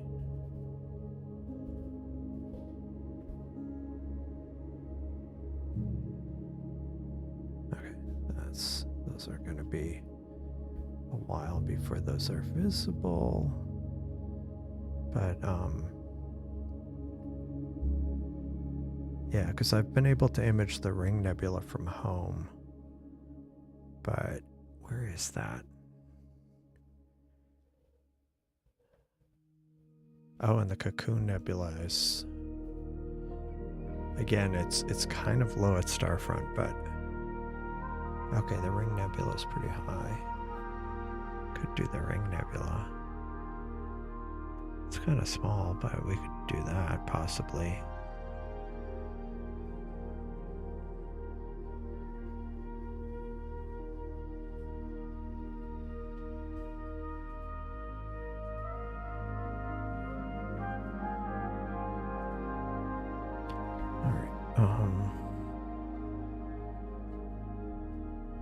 Whoa, both of my browser windows crashed, which happens sometimes. Okay,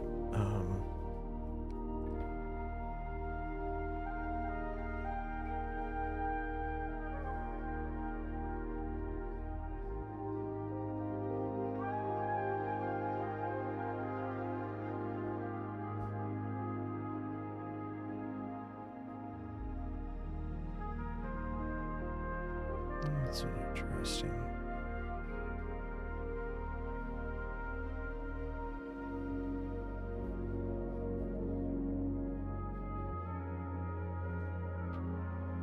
Let's see.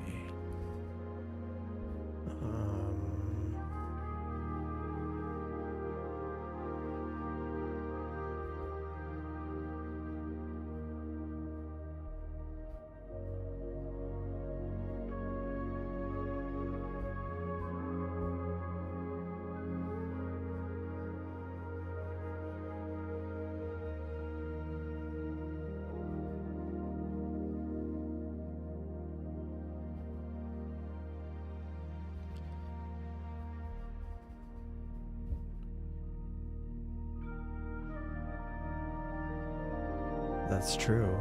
That's true. That is a thought. That is a thought.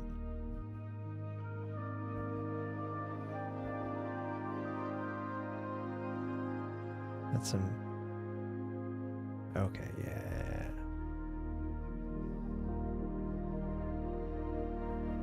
I wonder if I should do this one.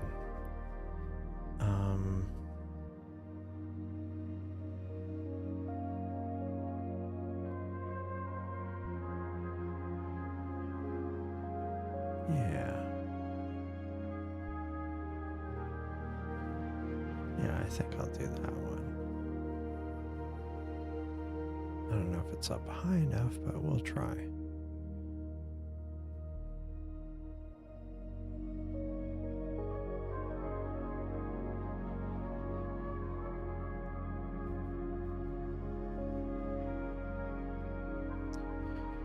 Let's see, let's go to the schedule, and I will add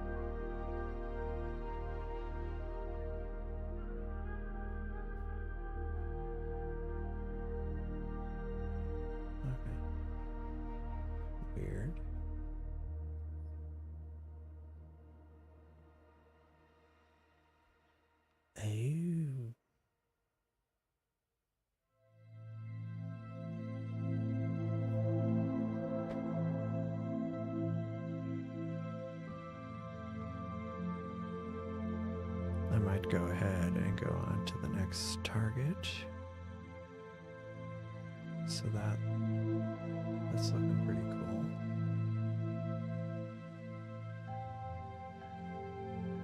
Just some tiny galaxies. Let's go. Let's see, will this work? Will it stop what it's doing? Yes, it will. Great. So I'm going to go on to Messier 9, which is globular, but it's towards the Milky Way, or it's in the Milky Way, kind of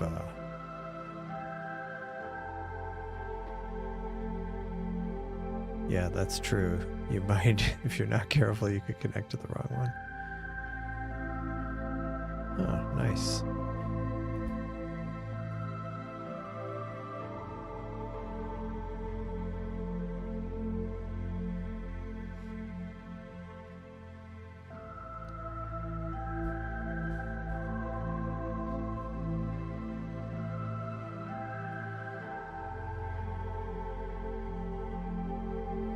That's cool.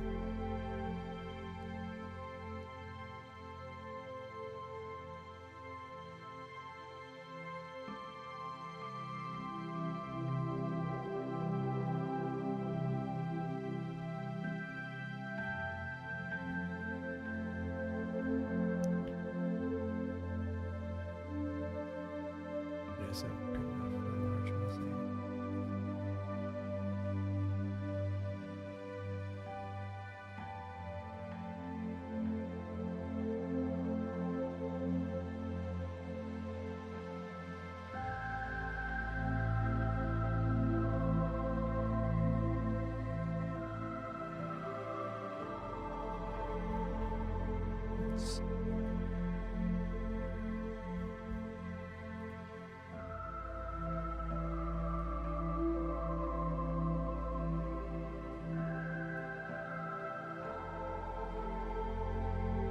Yeah.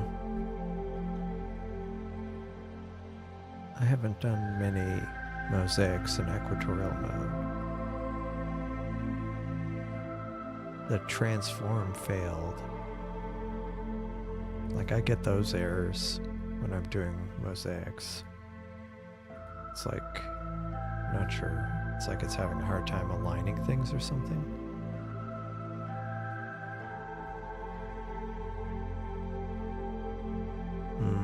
Yeah, maybe.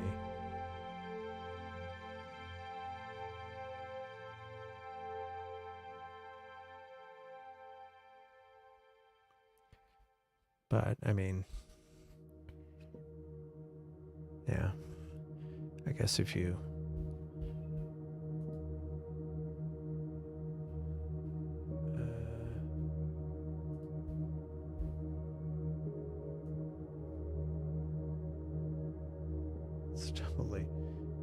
it's dropping every frame. Okay, let me see why it's dropping every frame.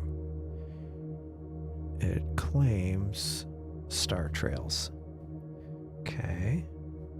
That's what happened last time, and I stopped it, and it didn't look like it was star trailing.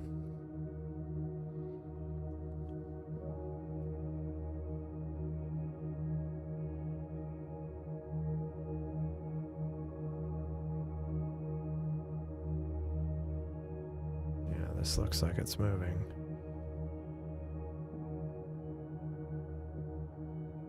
For some reason. Although, let me look at something here.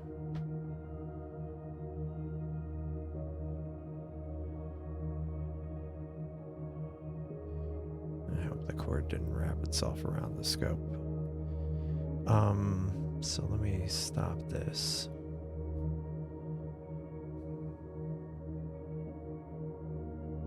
Oh, it is stopped. That's right. Let me try doing one more go-to. Sometimes that might clean it up or fix it, but we'll see. We shall see.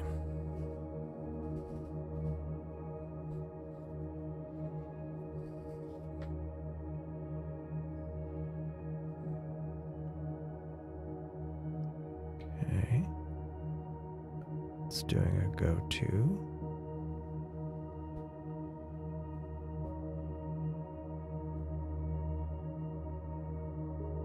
Yeah, out of focus too, unless it's a single sub.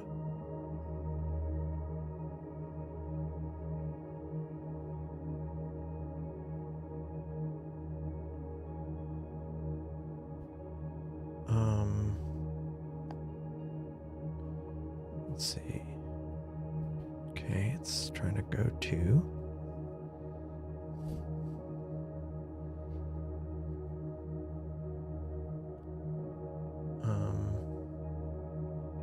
Why did it take 4 go-tos when it was already basically there?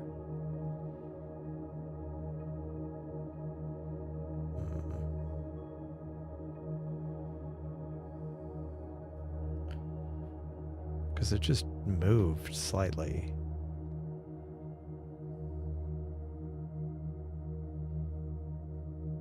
Okay. First frame succeeded. So that's encouraging. Second frame succeeded. Also encouraging.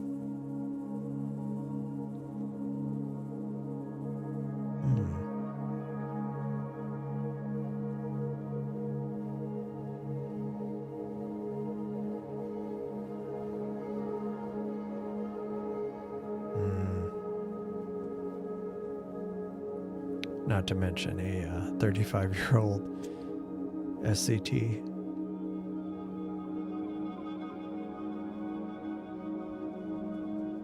There we go. So the reason why I'm imaging M9 is there's a lot of dark nebulosity right next to it, so we'll let this go for a bit. The colors are nice though on the down below on the ring.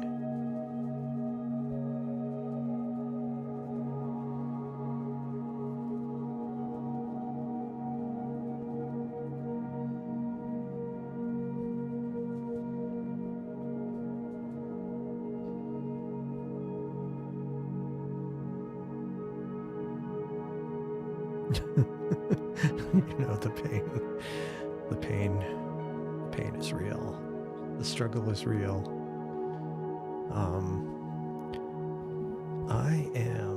It's not a struggle, but I'm gonna go get some water. I'll be right back. See that? I changed it to slide in. Fancy. I also did that while I was working on the drawing thing, which actually, since I have this up, so this right here is the dark nebula, or at least some of it, so that'll be more apparent as it loads more, as it collects more data. Let me, oops, not that far in. There we go.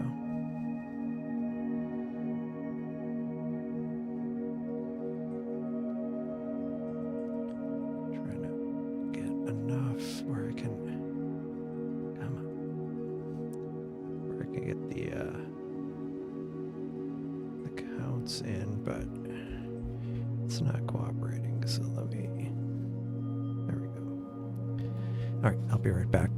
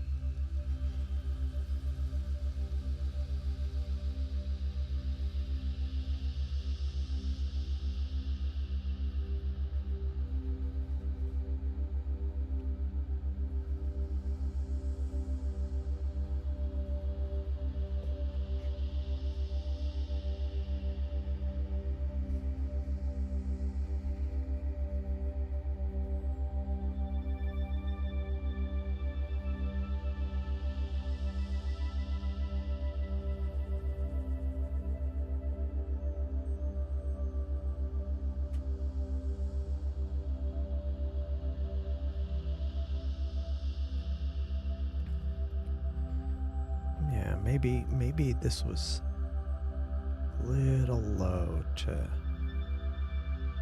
try, but it's fine. It's still, it is 23, wait.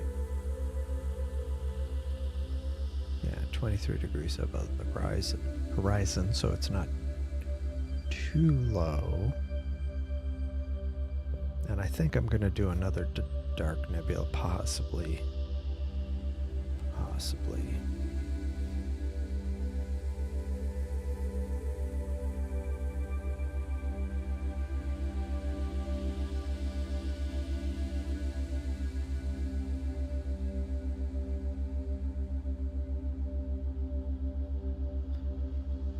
And it might be one that I just kick off and run after the stream is over. Yeah, probably.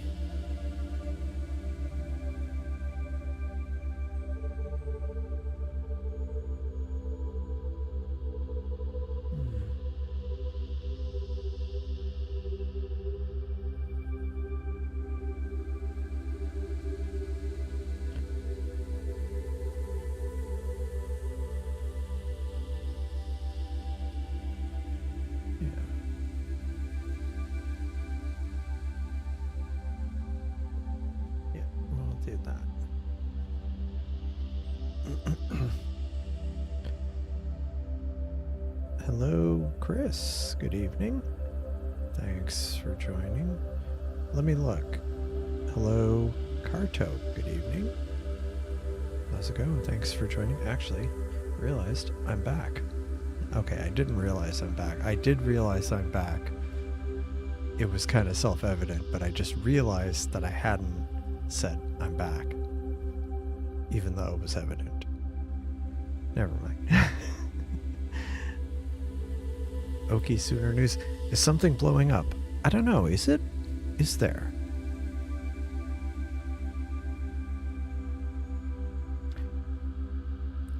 You're not, actually that's something I need to look at. 'Cause there's always something blowing up, but, oh,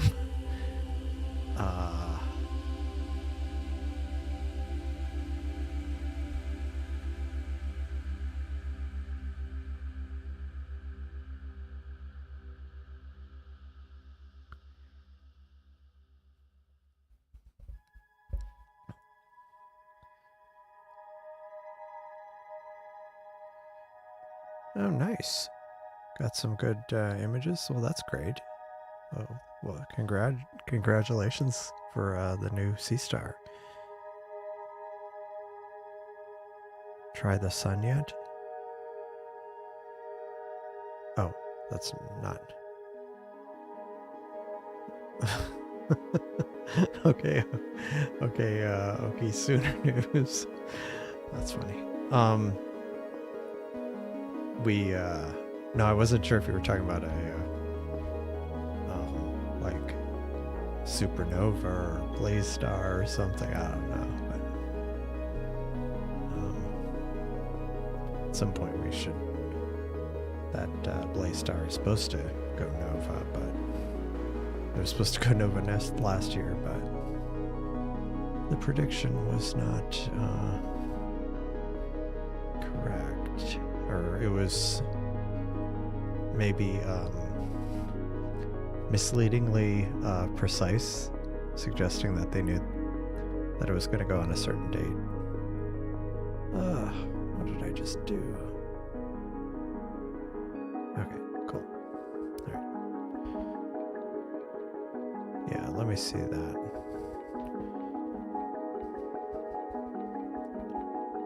The Eye of God galaxy? Is that what you're talking about? Or the Eye of Sauron? Because there is, or some other Eye of God. Because unfortunately sometimes some of those names, the Eye of God galaxy is below the horizon now. Actually, it's way below the horizon. Oh, yeah. Well, thank you, Okie Sooner News. Thanks, thanks for the super chat. Yeah, some of us try, sometimes a little too hard, but thanks for the the helix is below the horizon. No, what sorry, below is M57, and it's with a C8. It's Qubits is C8.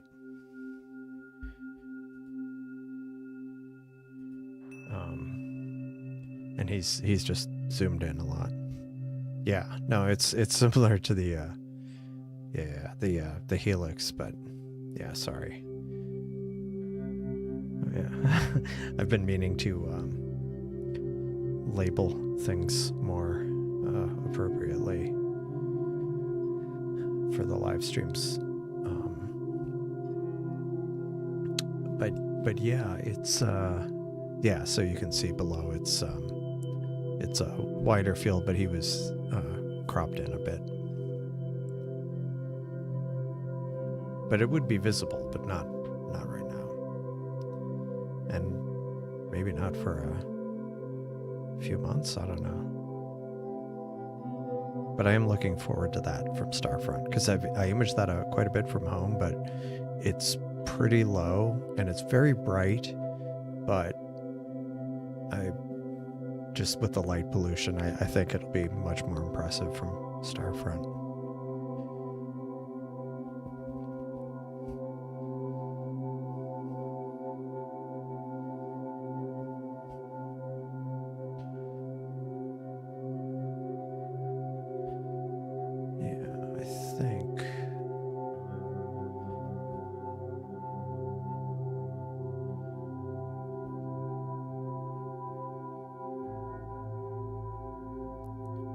I think I'm gonna oh yeah, no, I mean, we all have to start somewhere. It's and it's there's people who get really into it. I mean, it's like a lot of hobbies. There's differing levels of,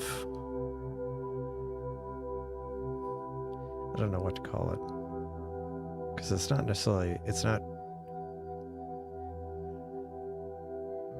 intensity, obsession. I don't know if any of those are the right word. But like, some people they're into it casually, and that's fine. Some people get like obsessed with it, really into it. But yeah, it's a lot of interesting things. It's and just for me, a lot of it isn't just the looking at the objects, it's just thinking about what they are and where it is and how far away it is.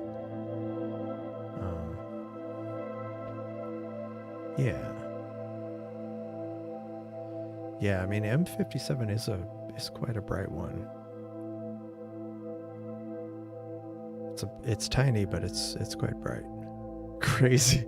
Yeah, I mean, there's certainly some of that. But yeah, it's like a lot of hobbies. I've been in on other forums for other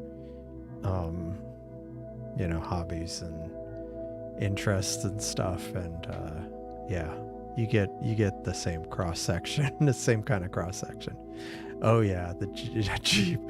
Yeah, my dad had a Jeep, and it wasn't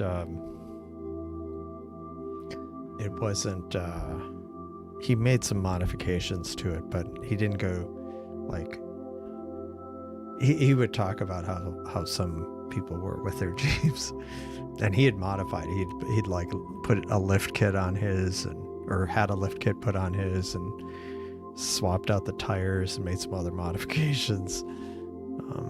It made out a 7th scope and a 3rd mount. Yeah, like yeah. See, that's why I need to get another remote telescopes set up. Not just for being able to image from dark skies, or it's also to like kind of remove one of the telescopes from the corner. It was funny because I was like, there were a bunch of tripods in the corner, and I'm like I'm good. I'm gonna be getting rid of one of them. Don't worry. Sent one to Starfront, but then of course I replaced it with another one that may have been bigger. And I'm like, oops.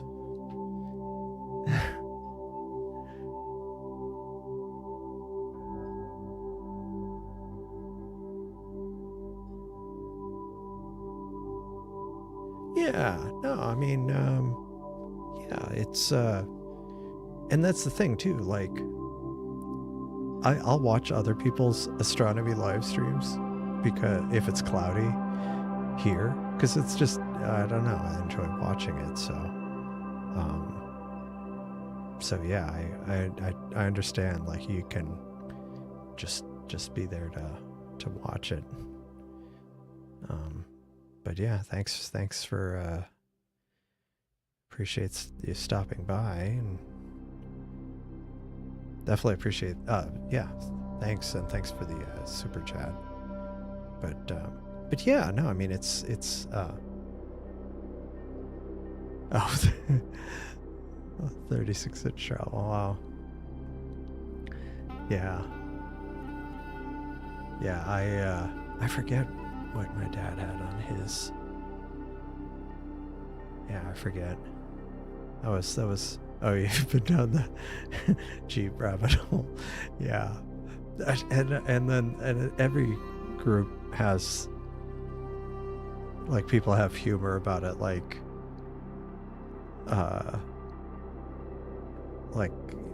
I forget the exact thing it said. It was like a bumper sticker on the Jeep, but it was like upside down, and it like, if you can read this, help me get my Jeep back upright or something like that.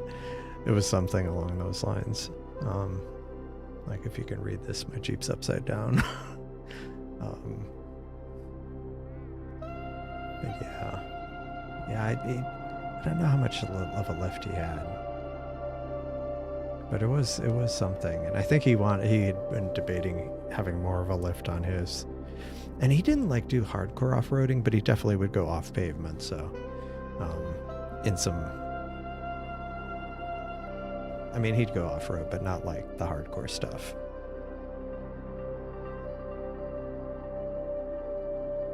Oh yeah, if you could read this, turn me over. Yeah, I liked that. Yeah, that was the one. I thought that was funny. If you can read this, flip me over. I think this group is unique. Well, it is like my the channel was originally, I mean, it still kind of is, but Random Error One. But did you die? Yeah, exactly. From what was it from James Bond? Live to Die Another Day.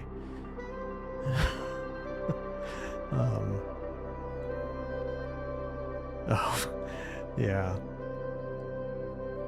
Yeah, those Land Rovers. I wanted to get one years ago.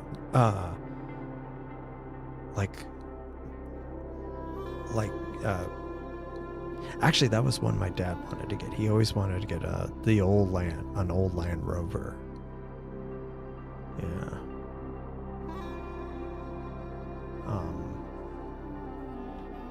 Yeah, I had and I had looked at some back then.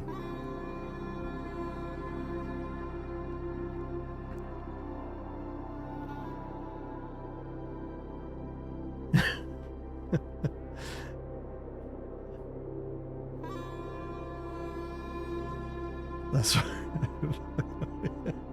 nice. That's funny. That is funny. I mean, same idea. It's like, if you can read this. Oops. Yeah.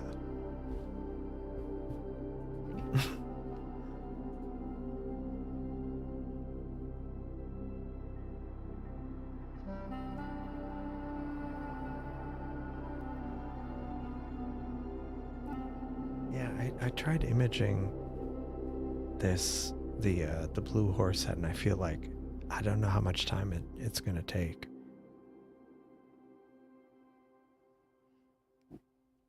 I mean, from Starfront would be a good time, a place to try it.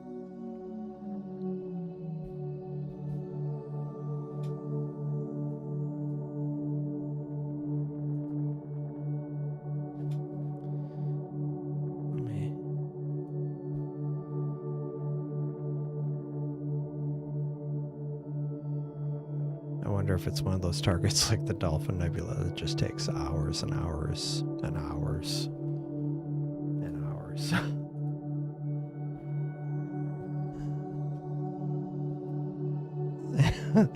That's nice. Oh my gosh. Wow. That's impressive.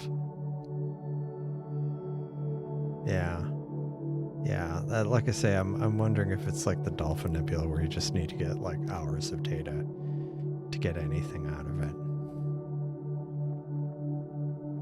Yeah. Oh, hey. Hot Cheeto. Good evening. Thanks for joining.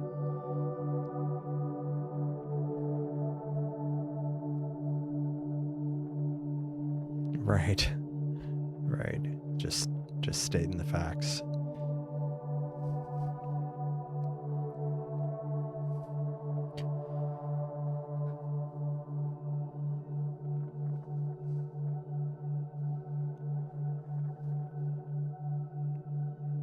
Hello. Hola.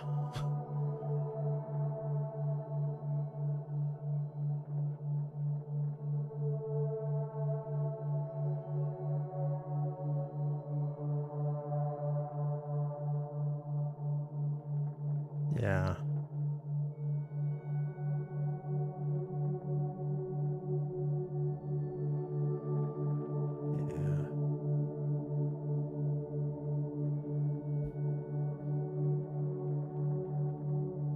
Okay.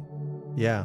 Well, good news is, Star Traveler, it's going to be clear again tomorrow night, I think. So probably do this again tomorrow night. So thanks for joining, and have a good rest of your evening.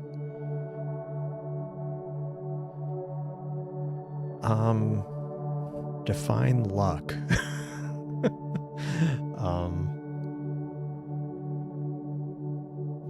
I don't know that anybody's really, people have attempted it, and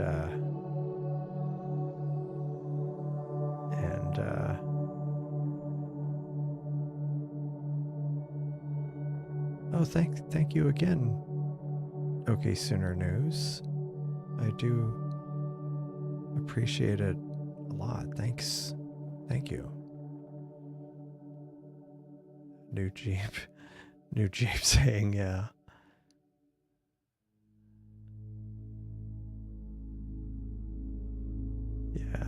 Yeah, those, yeah, that's funny about the Jeeps. Huh. Which ones did you see? And, yeah, thank you again, Okie Sooner News.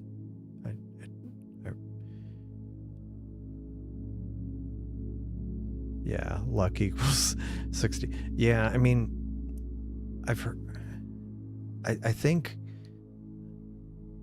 like, the discussion that people were having about it is, even for the higher, not even 60 seconds, but just 30 seconds or so, they ended up doing like multiple polar alignments with the Seestar, like to try to get it close, I guess. I don't know, but for me, I don't know if anybody's really, I don't know. I haven't heard any like strong stories about like how awesome 60 seconds are. The only stuff I've heard is very high failure rate on frames. NGC 54. Let's see.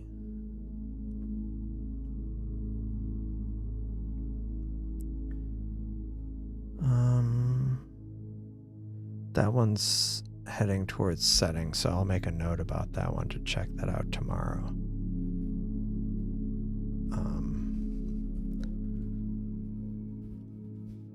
Because I think that's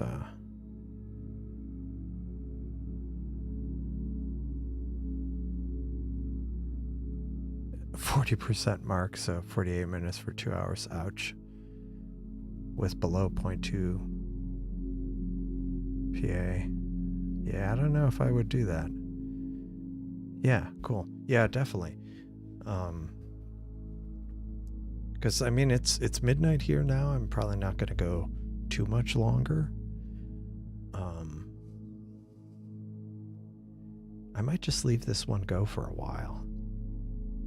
Because I mean, you can start seeing the dark nebulosity really starting to show up there.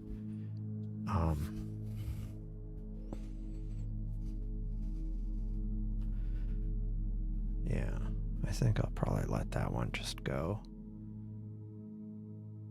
Wait, what? Wait, I'm wrong. I'm wrong. That 5054 isn't about to set. My stellarium was off. No, it's pretty high. Well, I'll image it tomorrow. I could image it much earlier. And tomorrow's supposed to be a good night, so I might image that first.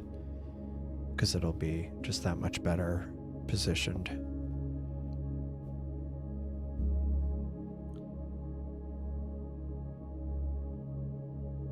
Okay.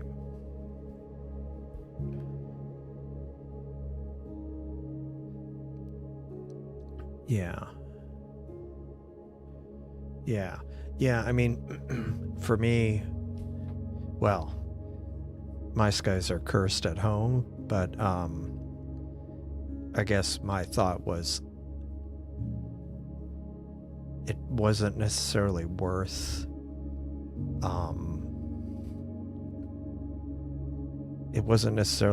it to go for shorter or for longer exposures if you had a much higher failure rate.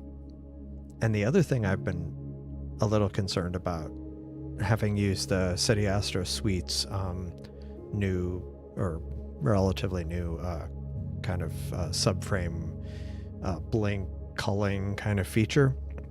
I was going through like over the weekend, like thousands, like 10,000 subframes, and I was also like processing some stuff from my refractor, which is on an equatorial mount, guided, and one of the metrics in SETI Astro is the elongation of the stars, eccentricity, whatever it is, and I was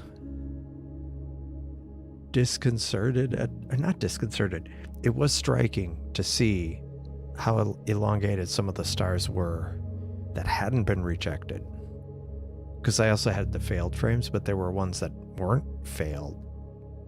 And so I guess my concern is because it's not guided and the mechanism isn't maybe necessarily as accurate as some mounts. Well, we know it isn't.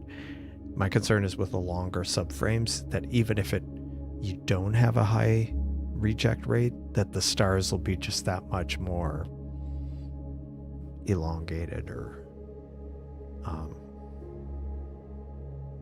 just kind of not ideal. And so I guess I was thinking about that I'm like, is it worth the trade-off? I'm not sure. It would be interesting to do more of a test, like a more systematic test. Oh, nice. That's cool. The web observation log. That's interesting that you mentioned that. Let me look. It depends on what you mean by that. I haven't worked on it as much as I would have wanted to. But I have been kind of trying to, pay no attention to the quality of these images, but it was just the raw subs in there. So, I mean, I have been making some minor refinements to it, but some of the other stuff I was working on this went kind of on the back burner. That said, I've been making some little tweaks to it on and off. But I do need to kind of the good thing is there's a 3-day weekend this upcoming weekend, and so I was hoping to catch up on things like this, to try to at least get the initial pass done. And the moon's still 29 degrees below the horizon. That's great. M83. I think I've imaged that one, but let me... Oh yeah, the southern pinwheel. I should do that one tomorrow too, earlier. Because right now it's past the meridian. I should do it when it's like at the meridian. I haven't done that one in a while, and I don't think I even got that much time on it, so I'll do that earlier. Like maybe first thing tomorrow. Both of those targets.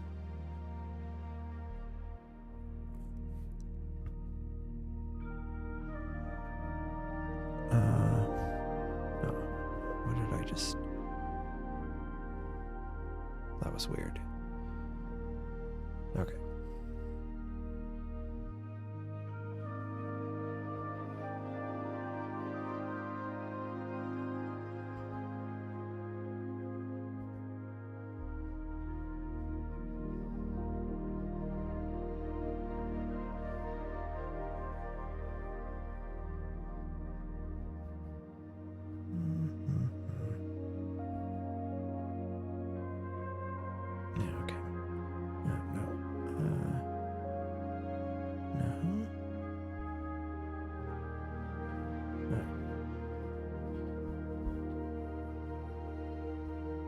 Yeah, I mean, it's worth trying. And plus, I've heard people talking about, like, there's variation in the hardware, so you could very well have a unit that has better tolerances and might be, or something along those lines, that might be able to do 60 seconds better.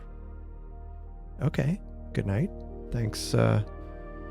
Thanks for sharing, and thanks for joining Qubits. Have a good rest of your evening. Make sure there are no clouds. Nice. Yeah, that's always yeah, that's funny. Make sure there aren't any clouds. It's like, I don't understand. Why can't it see through the clouds? Isn't there a filter for that or something?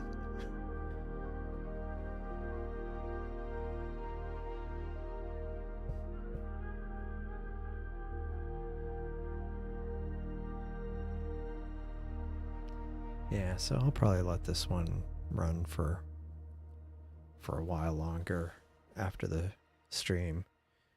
But I should probably think about wrapping up the stream for tonight, just because I have to be up in a few hours for some calls.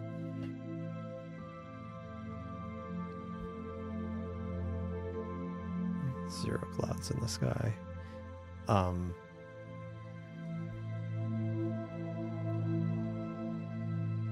60 seconds of calls. Yeah, work calls. NGC 4945. Cool. Did you take that recently?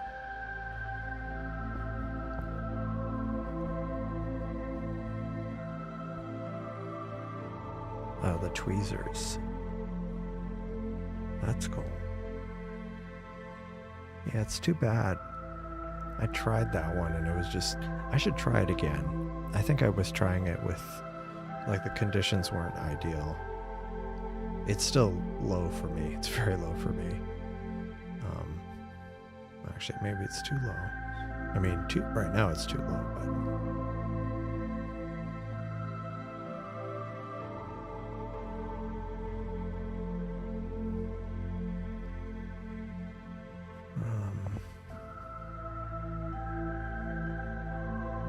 but yeah, I have to be up at what is it doing? Stellarium's just acting weird. Yeah, I mean, I'm gonna be live streaming tomorrow, starting around 9, same time, 9:30 US Central,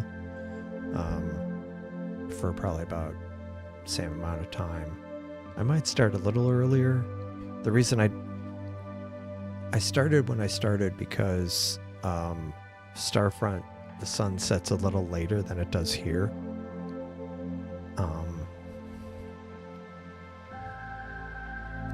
The silver streak, I think I'll do that tomorrow. That should be doable. And the conditions are good.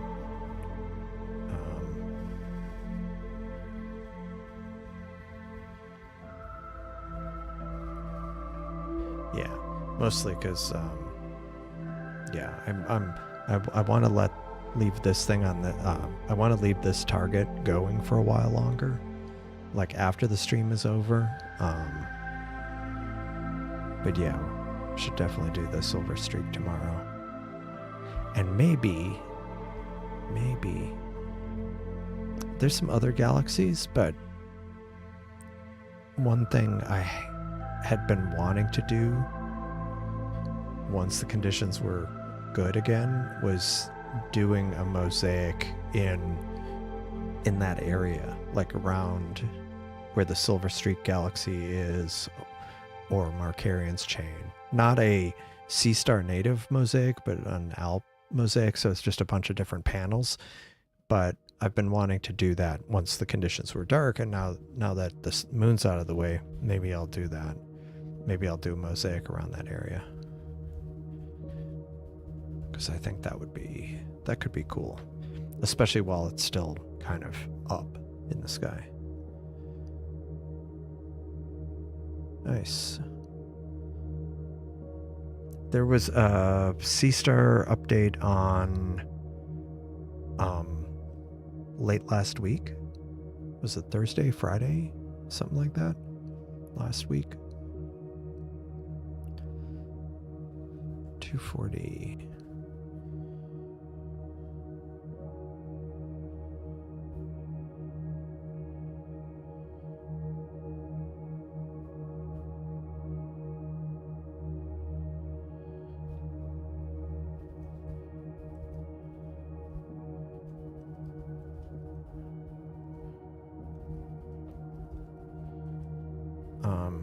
Yeah, it was firmware. But yeah, I think I will leave it at that. I have a long list of things to image tomorrow. And maybe I'll go longer tomorrow. We'll have to see, but maybe I'll go later tomorrow evening. Cuz I'll probably have, if it ends up being clear here, I'll also have some scopes out here. Maybe the S30 and the refractor. Yeah, and then the S50. It looks like it'll be clear at Starfront tomorrow, so I think it should be good. But yeah, I think I'll leave it at that. Yeah, sorry, Hot Cheetah. It's I have to be. Actually, I think I have a call in 7.5 hours. I think they scheduled an early call, and I hate that when that happens. It used to be my calls were a little later in the morning, but anyway. But yeah, so yeah, I have a few things on the list for tomorrow to image, and I think the conditions might be good. I sure hope they are. It looks like they are right now, but that does change. No hate to the people. Yeah. Good night, Stephen. Thanks for joining. And thanks everybody else for joining. Thanks for Qubits and Brent and Cosmic Ray, of course, for and Stephen for sharing their scopes tonight on Discord. And yeah, thanks everybody else for joining. Like, subscribe if you haven't already, and like I say, should be streaming tomorrow about the same time. And the antenna galaxy, yeah, you should. Are you talking about yourself? Yeah, you definitely should. The antenna galaxy is cool, and that I also do need to get some more time on the antenna galaxy. But it might not be tomorrow. I might do that Silver Streak area, a bit of time around there, and Markarian's Chain, because try to take advantage of the galaxy season, as it were, and the clear skies, since the Milky Way got months to image some of that stuff, like what I'm imaging right now here, M9. But yeah, I think that's it. I think thanks everybody for joining, and I will see you in the next one. Thanks. Bye.